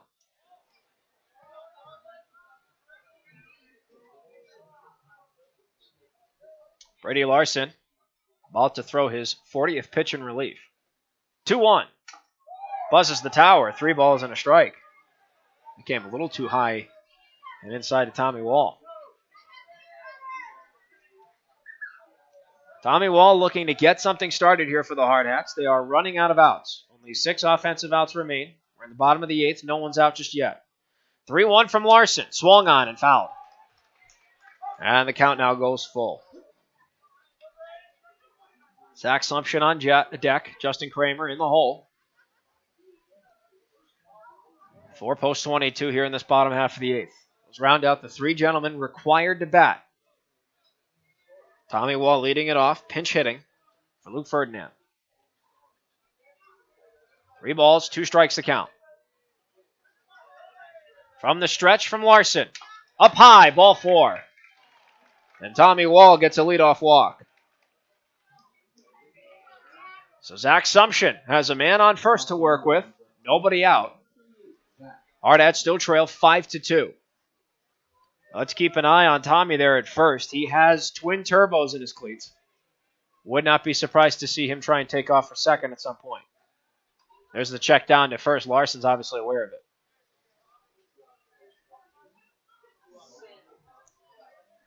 Post 320 trying to maintain their 5-2 lead. Hardhats trying to chip at it. First pitch to Sumption almost hit him. Ball and no strikes to count. Of course, when you're down by 3 runs, it's kind of risky to send that runner, especially since White threw out Solano earlier in the game.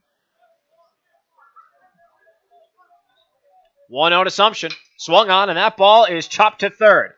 Crump on the stop, throws it into the dirt, but he didn't get the out at second. Bobbling the ball was Keegan Cast on an errant throw from Crump at third. So that's going to be an E5. And now Zach Sumption stands on first, and Tommy Wall's in scoring position. Crump's throw to second bounced right at the feet of Cast, and he tried to short hop it, but he couldn't do it. It was a tough throw and an error there on Crump.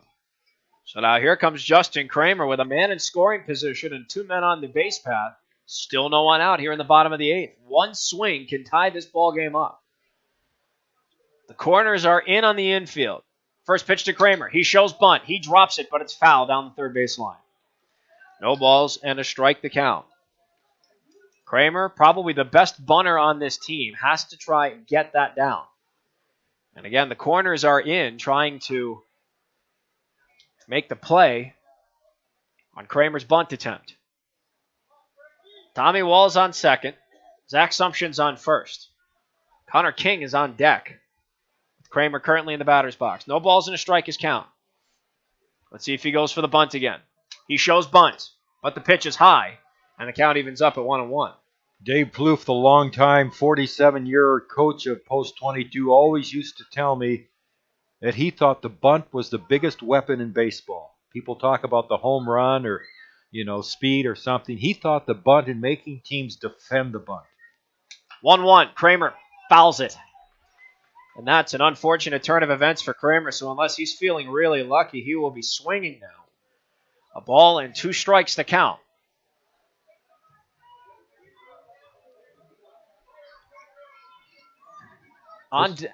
This is where 320's got to make the plays. We talked about it earlier. Will they start feeling, oh, here we go again? We had a 5-0 lead. Now it's 5-2. Now they're 2 on. Nobody out for the Hardhats. Well, you brought it up earlier in the broadcast about that regional game. Swung on and missed. Strike 3 for Justin Kramer. That is Larson's first strikeout in relief. It's a big first out. The double play now in effect to end the jam. That's going to bring up Connor King, the left-handed hitting center fielder. But you were bringing it up earlier, that regional postseason game where it was a 4-run lead and post 22 came right back. So anything can happen. But there have been other games, too, during the regular season that this has been the situation where 320 may have held the lead for 6 or 7 innings in a game. But the last couple of innings, the last 6 outs of the game have been very tough for them against post 22.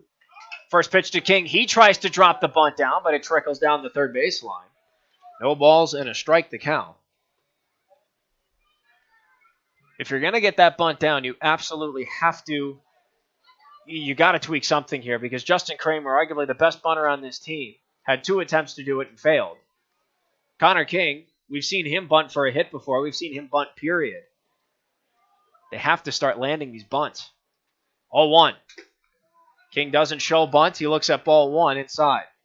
Ball and a strike now the count to the left-handed hitting hard-hat center fielder. Tommy Wall still standing on second. Zach Sumption still standing on first. 1 out, bottom of the 8th. The Hardhats trail 5-2. Brady Larson in relief for 320. Deals the 1-1. Pitch is swung on and it's hit high in the air to left. Underneath it is Seth Brewer. And Brewer can't make the catch. He drops the ball. Wall is on his horse. Can he get to third? He is safe at third.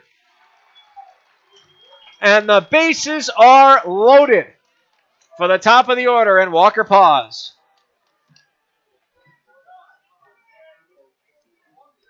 Wow. Well, here we go again. How's your heart rate doing? Oh, the heart's fine. The blood pressure's a little high, but the heart's fine. My goodness, they're going to rule that an E7 on Brewer. 1 out, the bases are loaded. Here comes Walker Paws.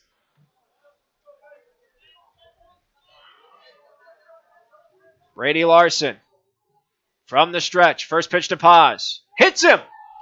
And that's going to knock in a run. Tommy Wall comes trotting home, and the Hardhats have chiseled. It's now 5-3, and the bases are still loaded. And here comes the human muscle, Zach Solano. Here's Paul Poole coming out of the dugout. You got to wonder what's going through his mind because this is his 6th year with 320. He's done a good job. And they've been so close in some games. We've talked about it all night to beating post 22 for the 2nd time ever. But, boy, they're going to have to get some outs here in the 8th inning. There's a game here that every team is different. Every year is different. But I'm sure there are players on this team that have played post 22 the last 3-4 years out there in the diamond right now thinking, what's going on? Is this going to happen to us again? Well, here comes Zach Solano. Bases are loaded. There's 1 out, bottom of the 8th. It is now a 5-3 post 320 lead over post 22. First pitch to Solano. Low, ball 1, and it's blocked by White. Solano in the game is 2 for 3, 2 singles, a strikeout looking, a walk, and a run scored. A solid base hit, and this game's tied. Out of the park, and this place will erupt. 1-0 to Solano. This is low and away. 2 balls, no strikes.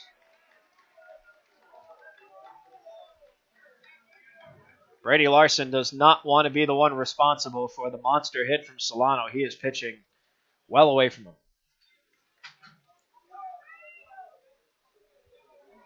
On first, Paz. On second, Sumption. On second, King. On third, Sumption. 2-0. Low and away, ball 3. And Zach Solano's 1 pitch away from an RBI walk that would bring the Hardhats within 1 and bring up Timmy Paris. Talk about a murderer's row to face Solano, Paris, then Petrie, then Bowman. Good luck. 3-0 to Solano. That's a strike. Called at his belt. All is quiet down in the post 320 bullpen. Nobody is throwing down there, so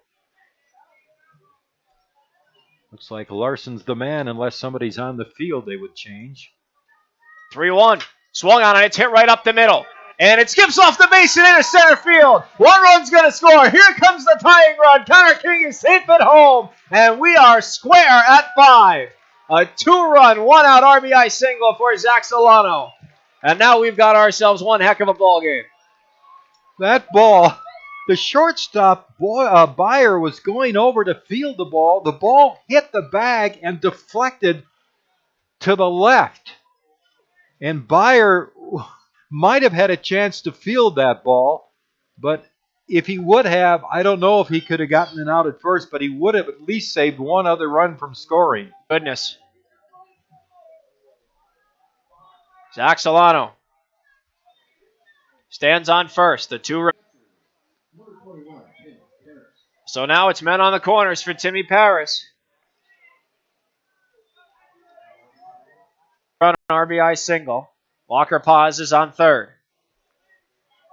First pitch to Paris. Swung on and fouled. 0-1 the count here to Paris.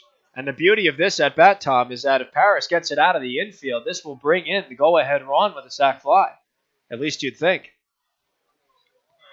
May set up a very dramatic play at the plate depending on where the ball's hit. 0-1 the count. Pitch. Swung on and missed. No balls, 2 strikes.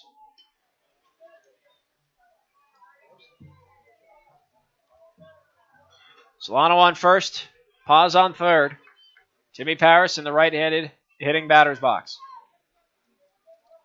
Brady Larson has an 0-2 count on Paris and 1 out in what is now a tie ball game.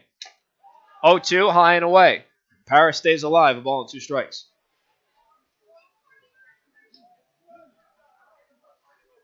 On deck is Eric Petrie.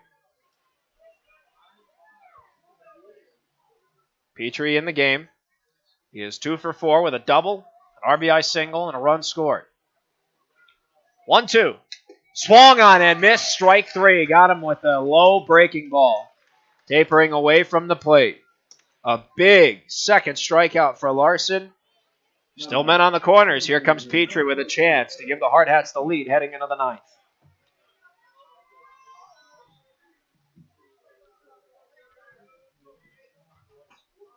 Paz is waiting for the opportunity to trot 90 feet and touch home. Eric Petrie could be the one responsible for bringing him in. Solano is also on first. 2 outs, bottom of the 8th, tied at 5. First pitch to Petrie, low and away, ball 1. Should Petrie either hit or get on the base path, Cooper Bowman is on deck. And then the Hardhats will have officially batted through the lineup. 1-0. High and inside, 2 balls, no strikes. Should Petrie be the final out, we'll go to a deadlocked top half of the 9th inning,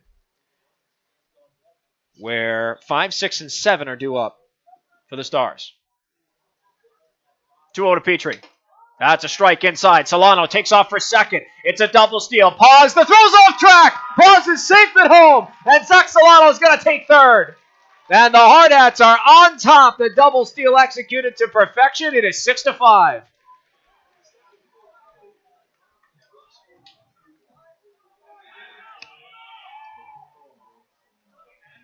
My goodness. 4 runs in this bottom half of the 8th inning. And what looked like a bleak game from the get-go has now turned into the Hardhats 3 outs away defensively from winning this rivalry matchup. Well, this is history repeating itself. You have to feel for 320. They have played hard tonight. They've competed tough, but they have not made the plays in the late innings once again against Post 22. Both teams with 5 errors, but the last 6 outs of so many games in this series, in this rivalry, and 320 has just struggled to get those outs. It was 5-0 after 2 innings for 320, 5-1 after 4, 5-2 after 7, and now 4 runs in the 8th, and the Hardhats lead 6-5. They're putting some, like that diamond dry to suck the moisture out of the dirt around the home plate area and the pitching mound, as they brought in something to try to dry out the dirt. It's kind of an interesting time to do it after the Hardhats have gone ahead 6-5. And their pitcher will be coming out in the 7th inning. Well, Eric Petrie has a runner at third now with 2 out. And it's a 2-1 count. So 2-1. Solano now on third. Hardhats with a 6-5 lead. Pitch to Petrie is low. 3 balls and a strike. And now Petrie's 1 pitch away from a free trot to first, and Cooper Bowman now.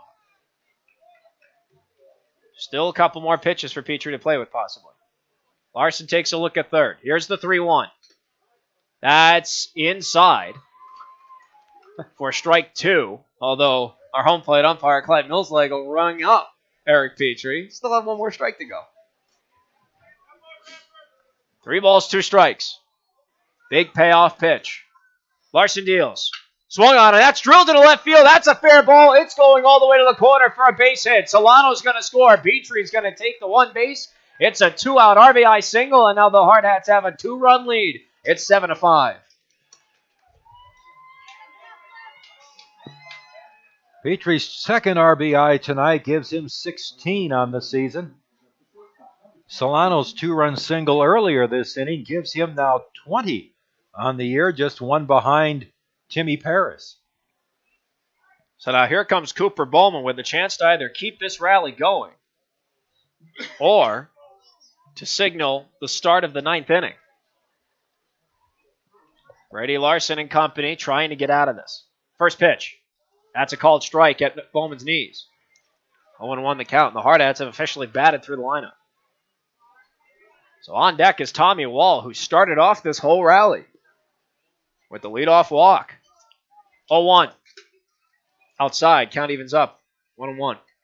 By the way, they now say there's an 80% chance of rain at 11 o'clock.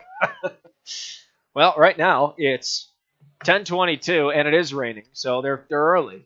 1-1. Caught him inside. Petrie takes off for second. The throw's off track. It goes into center field. Petrie's going to take off for third. And Burgess comes in to field a loose change. So Eric Petrie gets the steal to second, but the error advances him to third. 6 errors now for the Stars. And 11 total in the game between both sides. 1-1 the count here to Cooper Bowman, who had a called strike that prompted the steal. Eric Petrie. Petrie representing what could be the 8th run for the Hardhats. It would be their 6th in the inning if he comes across. Right now, 5 have been plated. It's 7-5 Hardhats. Bowman, next pitch, swung on it. That's hit high in the air. Foul territory. And the ball bounces in front of our press box and over. I was waiting to see where it was going to bounce, just in case I had a play on it, but I didn't. Yeah, you have to watch out for those bounces. They can knock you out more than that happened once in a game at here where a person sitting next to me got hit by a bounce. Ooh. 1-2. Swung on, and that ball's hit high in the air to third. Crump is underneath it. He's having trouble tracking it, and Crump can't make the catch. And Bowman is safe at first, and Petrie comes in to score, and the Hardhats now have an 8-5 lead, still 2 outs here in the bottom of the 8th.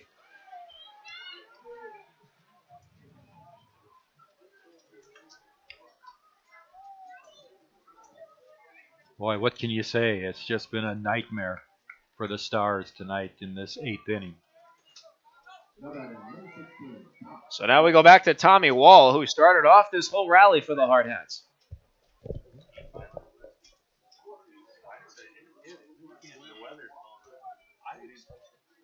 First pitch to Wall is high, ball 1.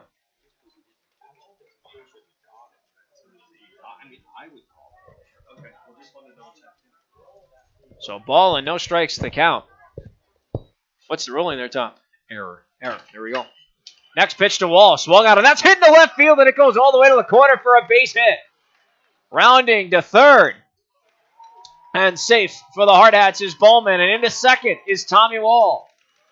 Another hit for the Hardhats, and this inning keeps going. Here comes Zach Sumption for the second time. So a single advances on the throw. Cooper Bowman will advance to third. And now Zach Sumption comes up, and it looks like there's going to be more maintenance done to the field. Well, they have to finish this game now, given what's happening. And well, the game is in the hands of the umpires. I mean, the umpires can, if they deem that the field is unplayable or unsafe, they can end the game at any time, but I think they'll do whatever they can to get that 320 bat in the top of the seventh, or top of the ninth. Rain is still coming down here at the Fitz. This has been one wacky day. The rain can't make its mind up. It's on 1 second, it's off the next, it's on and it's off. The Hardhats have an atrocious few first innings, give up 5 runs, they're trailing the entire game, and then all of a sudden we get to the bottom of the 8th, and the baseball gods smile favorably upon the Hardhats, and before you know it, they've played it 6, and it's an 8-5 lead. 7 errors now on the Stars. Our game is now 2 hours and 57 minutes old.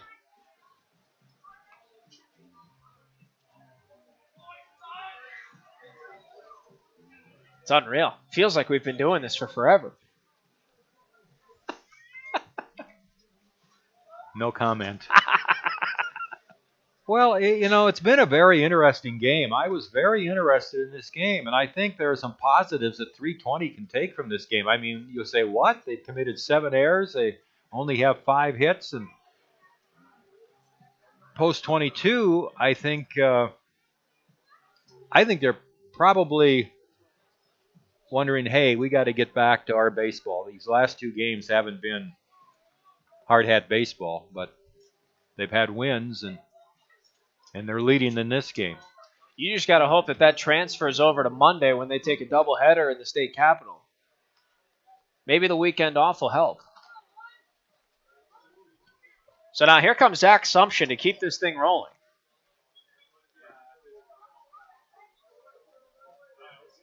Sumption reached on an error, also to third base the last time he was up. He came around to score in this inning as well. Tommy Wall's on second. Cooper Bowman's on third. So Sumption has 2 men in scoring position to work with here. Still 2 outs. Post 320 is trying to stop the bleeding here and take one last crack with their bats. First pitch. Swung on and it's hit to short. Byer has the stop and the scoop. Throw to first is in time, and that is going to end the catastrophe that has been the bottom half of the 8th inning for post 320. For the Hardhats, they have scored 6 runs in this inning, and they've done so on the power of 3 hits, charged to 320.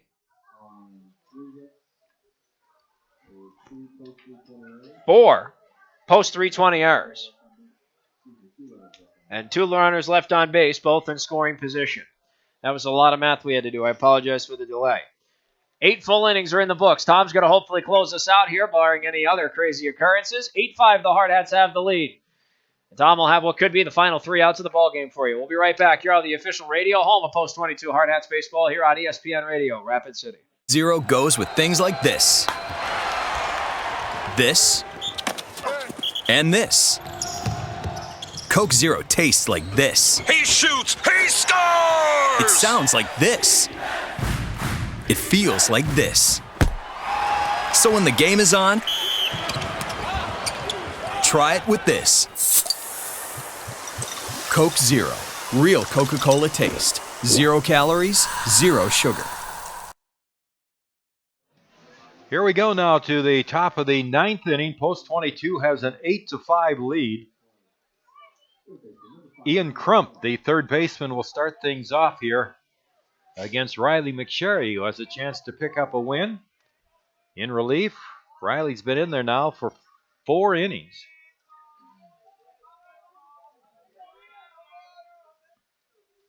And the first pitch is a strike, and it's 0-1.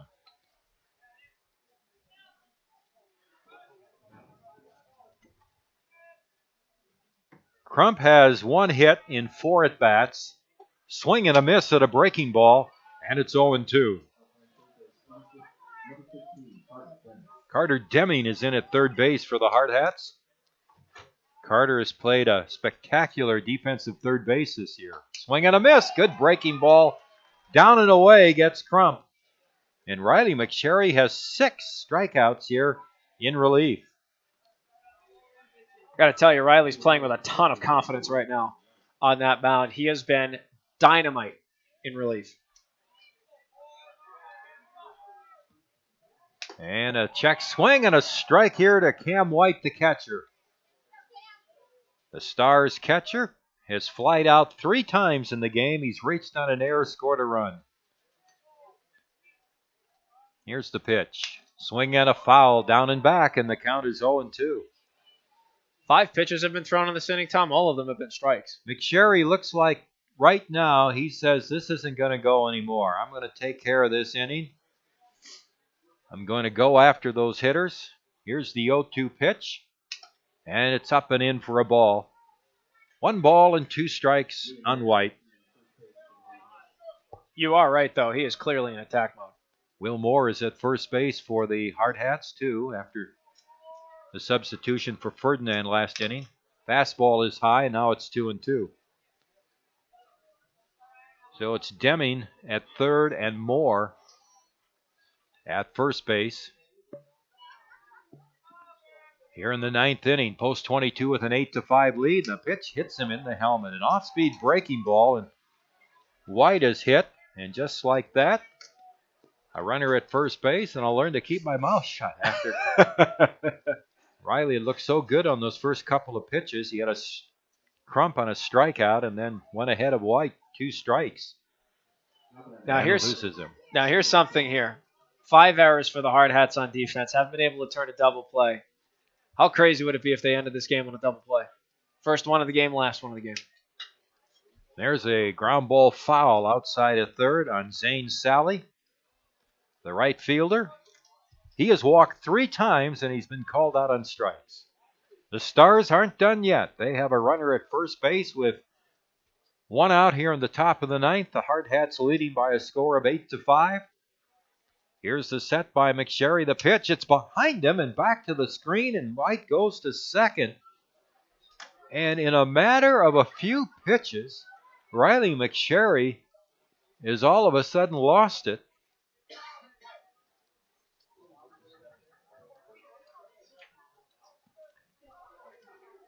I don't know if it's the ball slipping out of his hand or if he needs rosin bag at his belt or something here. It could be this rain's not really helping him out, because you and I both mentioned, Tom, his first 5 pitches of the inning, he was on point.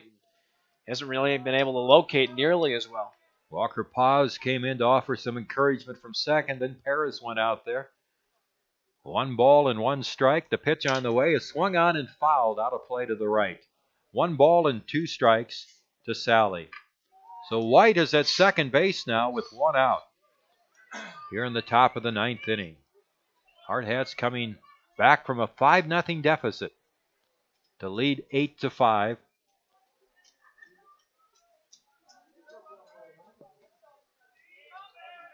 Here's the set by McSherry. The pitch on the way, low and away, and it's 2 balls and 2 strikes.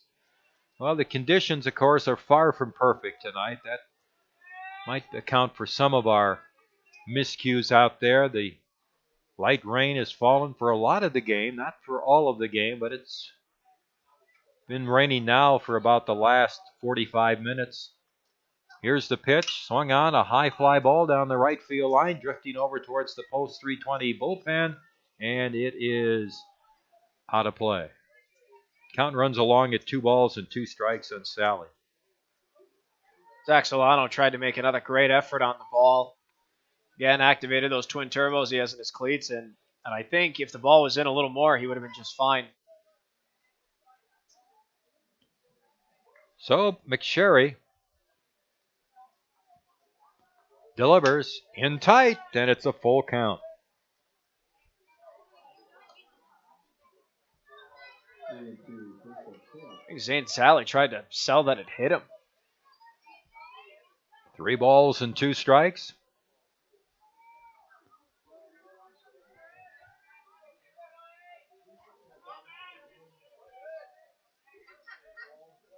Here's the set.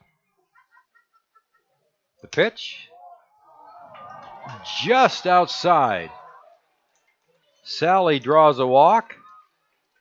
And there are runners at first and second now for the Stars. They get the tying run to the plate. And it's Brady Larson up. He went in for Stonecipher, who was 0 for 1 with a sacrifice fly. Larson reached on an error last inning.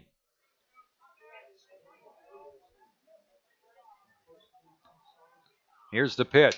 A line drive into left center field, dropping in for a hit. That's going to load the bases. A soft line drive to left center field, and the ball gets away, and here comes nobody. The runners go back. Boy, that was just unbelievably poor play. The Hardhats threw the ball into the infield, over the cutoff man, over Timmy Paris's head. It rolled all the way back to the screen, but down by 3 runs. White didn't want a chance at trying to come home. So it's a single for Larson. He didn't hit that ball real well. That was kind of a soft line drive, dumped out into left center field. Hit number 6 for the Stars. And look at this. They've loaded the bases with 1 out. Remember last inning when they were ahead 5-2, they had runners at second and third and 1 out and could have added to the lead.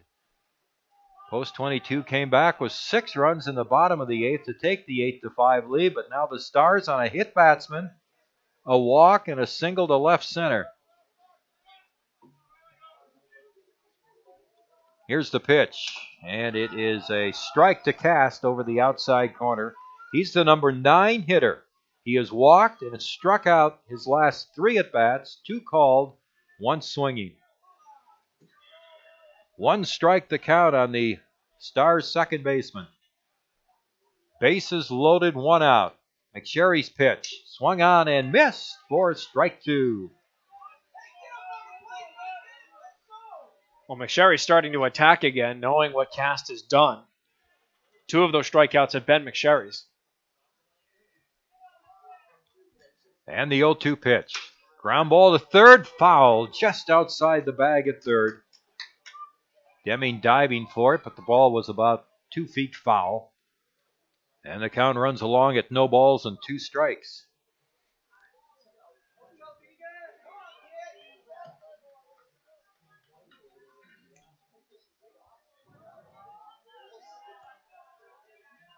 King in center, just a couple of steps towards right center. There's a pitch down in the dirt, blocked by Timmy Paris. 1 ball and 2 strikes on Cast. I have to give a shout out to these fans here who have stayed for this 9th inning. The umbrellas are in full force right now. There are some fans that don't have an umbrella. Kudos to you guys for staying out here because it looks miserable with all this rain and what have you.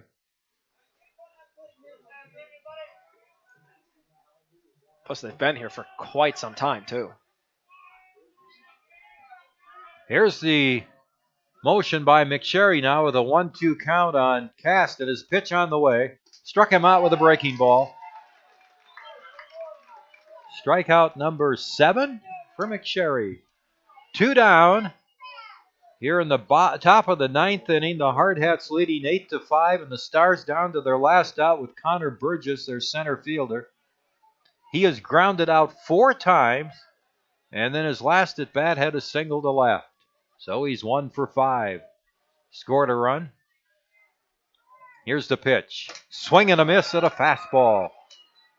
In on Burgess, and it's no balls and 1 strike. Outfield playing a little bit deeper than normal because you want to cut off that extra base hit. Here's the pitch on the way, high and outside. 1 ball and 1 strike. Sumption in left, King in center. They want to keep that runner at first base from scoring on any hit to the outfield. That's Larson at first base, Sally at second, White at third, and there's a base hit in the left center field. And over going to field, the ball is Sumption. It'll be first and third with 2 out, and it's 8-7 post 22. And that's exactly what Sumption was able to do there, get to that ball over in left center and prevent White from scoring, or White scores and Sally scores. Larson holds at third. 2-run single for Burgess. It's 8-7. The Hardhats leading, and here's Seth Brewer up, the left fielder. He is 2 for 5. And he takes a strike on the outside corner. Well, Brewer has struck out his last 3 at-bats after having singles his first 2 at-bats. The tying run at third in Larson. The pitch is a ball inside.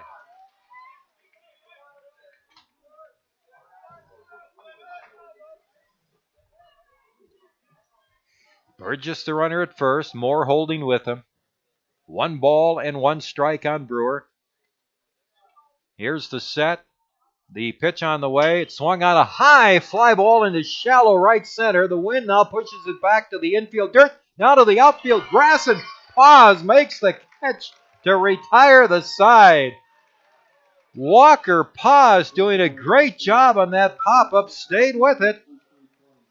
The final score, the Hardhats 8, the Stars 7. 2 runs in the 9th inning for the Stars. They had 2 hits, and they leave 2 men on base. No Rapid City errors. 8-7, the final score. Mark and I will wrap this one up from Fitzgerald Stadium from the Anytime Auto Sales press box on ESPN Radio, Rapid City.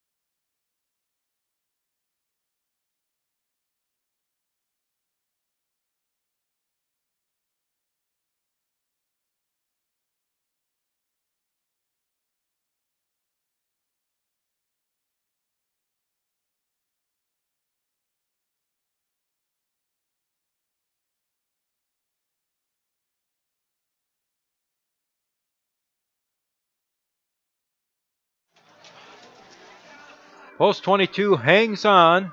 They rally from 5 down and hang on for an 8-7 win over the Rapid City Post 320 Stars here tonight at Fitzgerald Stadium. Post 22 winning their 12th game of the year. They're 12-2. Post 320 drops to 10-4. Mark, during our break, you had the best description of this game. I called it interesting baseball. I think that will describe it all. 5 runs in the top of the second, post 320 ahead, helped out by 3 Rapid City errors in the inning. 5-0 the Stars led. Post 22 started their comeback in the 4th inning on a double by Petrie and an RBI single by Sumption to make it 5-1. They made it 5-2 in the 7th inning on an RBI single by Eric Petrie. In the top of the 8th, the Stars had runners at second and third, 1 out with a 3-run lead, but McSherry pitched out of trouble to set up a 6-run bottom of the 8th inning for Post 22 on 3 hits, 4 errors by 320, a 2-run single by Zach Solano, an RBI single by Eric Petrie. There was an error that created a run, a double steal for Post 22 in that inning. And the 320 Stars saw their 5-0 lead vanish. It was 8-5 Post 22 going into the 9th. But in the 9th inning, Connor Burgess collected a 2-run single for the Stars to bring them to within 8-7. And when the game ended on a pop-up to Walker Paz in shallow right center, the Stars had runners at first and third, but Post 22 hangs on to win. My totals show Post 22 with 8 runs, 11 hits, 5 errors, and 11 men left on base. And the Stars had 7 runs, 6 hits, 7 errors, and 13 runners left on base. Mark, 8-7, the final score. And of those 13 runners left on, Tom, 7 were in scoring position for Post 320. And for the Hardhats, I'm doing quick math here, 7 of their 11 were also left in scoring position. Like I said, this was interesting baseball. I really don't know how else to put it outside of towards the end, especially when you saw the 6-run inning from Post 22. The first thought going to my mind when I hand you back the microphone is, what in the wide world of sports are we going to watch in the 9th inning? And Riley McSherry comes out, strikes out his first batter. And you and I start remarking, he's in attack mode. He sees blood in the water. He doesn't want this game to go past 8.5 innings. All of a sudden, a hit by pitch on a 2-strike count. It was 2-2. Then the walk. Then the single.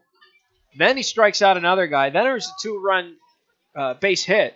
And all of a sudden you're thinking, are we really going to go to the bottom of the 9th? Is Seth Brewer going to come up and knock in the tying run?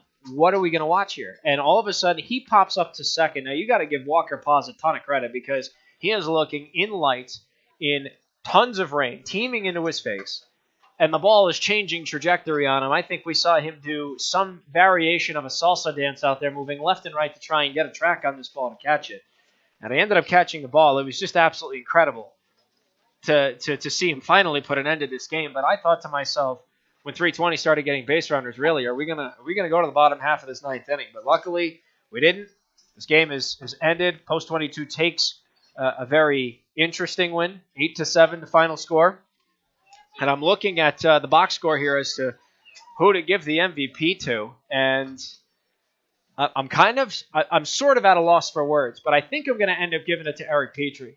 He and Zach Solano had the best days out of anybody today at the plate. Solano went 3 for 4. Petrie went 3 for 5. But Petrie and Solano both knocked in 2 runs aside, but it was Petrie's at-bat that was the turning point. That's when the double steal was put on. So then you get the 6-5 lead, and all of a sudden Eric Petrie gets the ribby single, extends the lead even further. That allowed the Hardhats to keep moving forward and steamrolling forward. So I would have to give it to Eric Petrie because he played the most clutch, I think, in the end. And I don't know if you agree or you have an honorable mention, but because again, looking at this box score and how the game transpired, it's kind of all I really have as far as the MVP is concerned. And you can look at, until that last inning, Riley McSherry did a heck of a job in relief for Post 22 to keep that score within striking distance. But no, a fine game. But Eric Petrie, I do want to correct the hit total. The totals on the board are incorrect. 7 runs, 7 hits, and 7 errors for the Stars. They had 1 extra hit, 7-7-7. I wish I was up in Deadwood to see that, 7-7-7. And just a game that, let's move on to Pier now on Monday for that Memorial Day doubleheader, which will get underway at noon.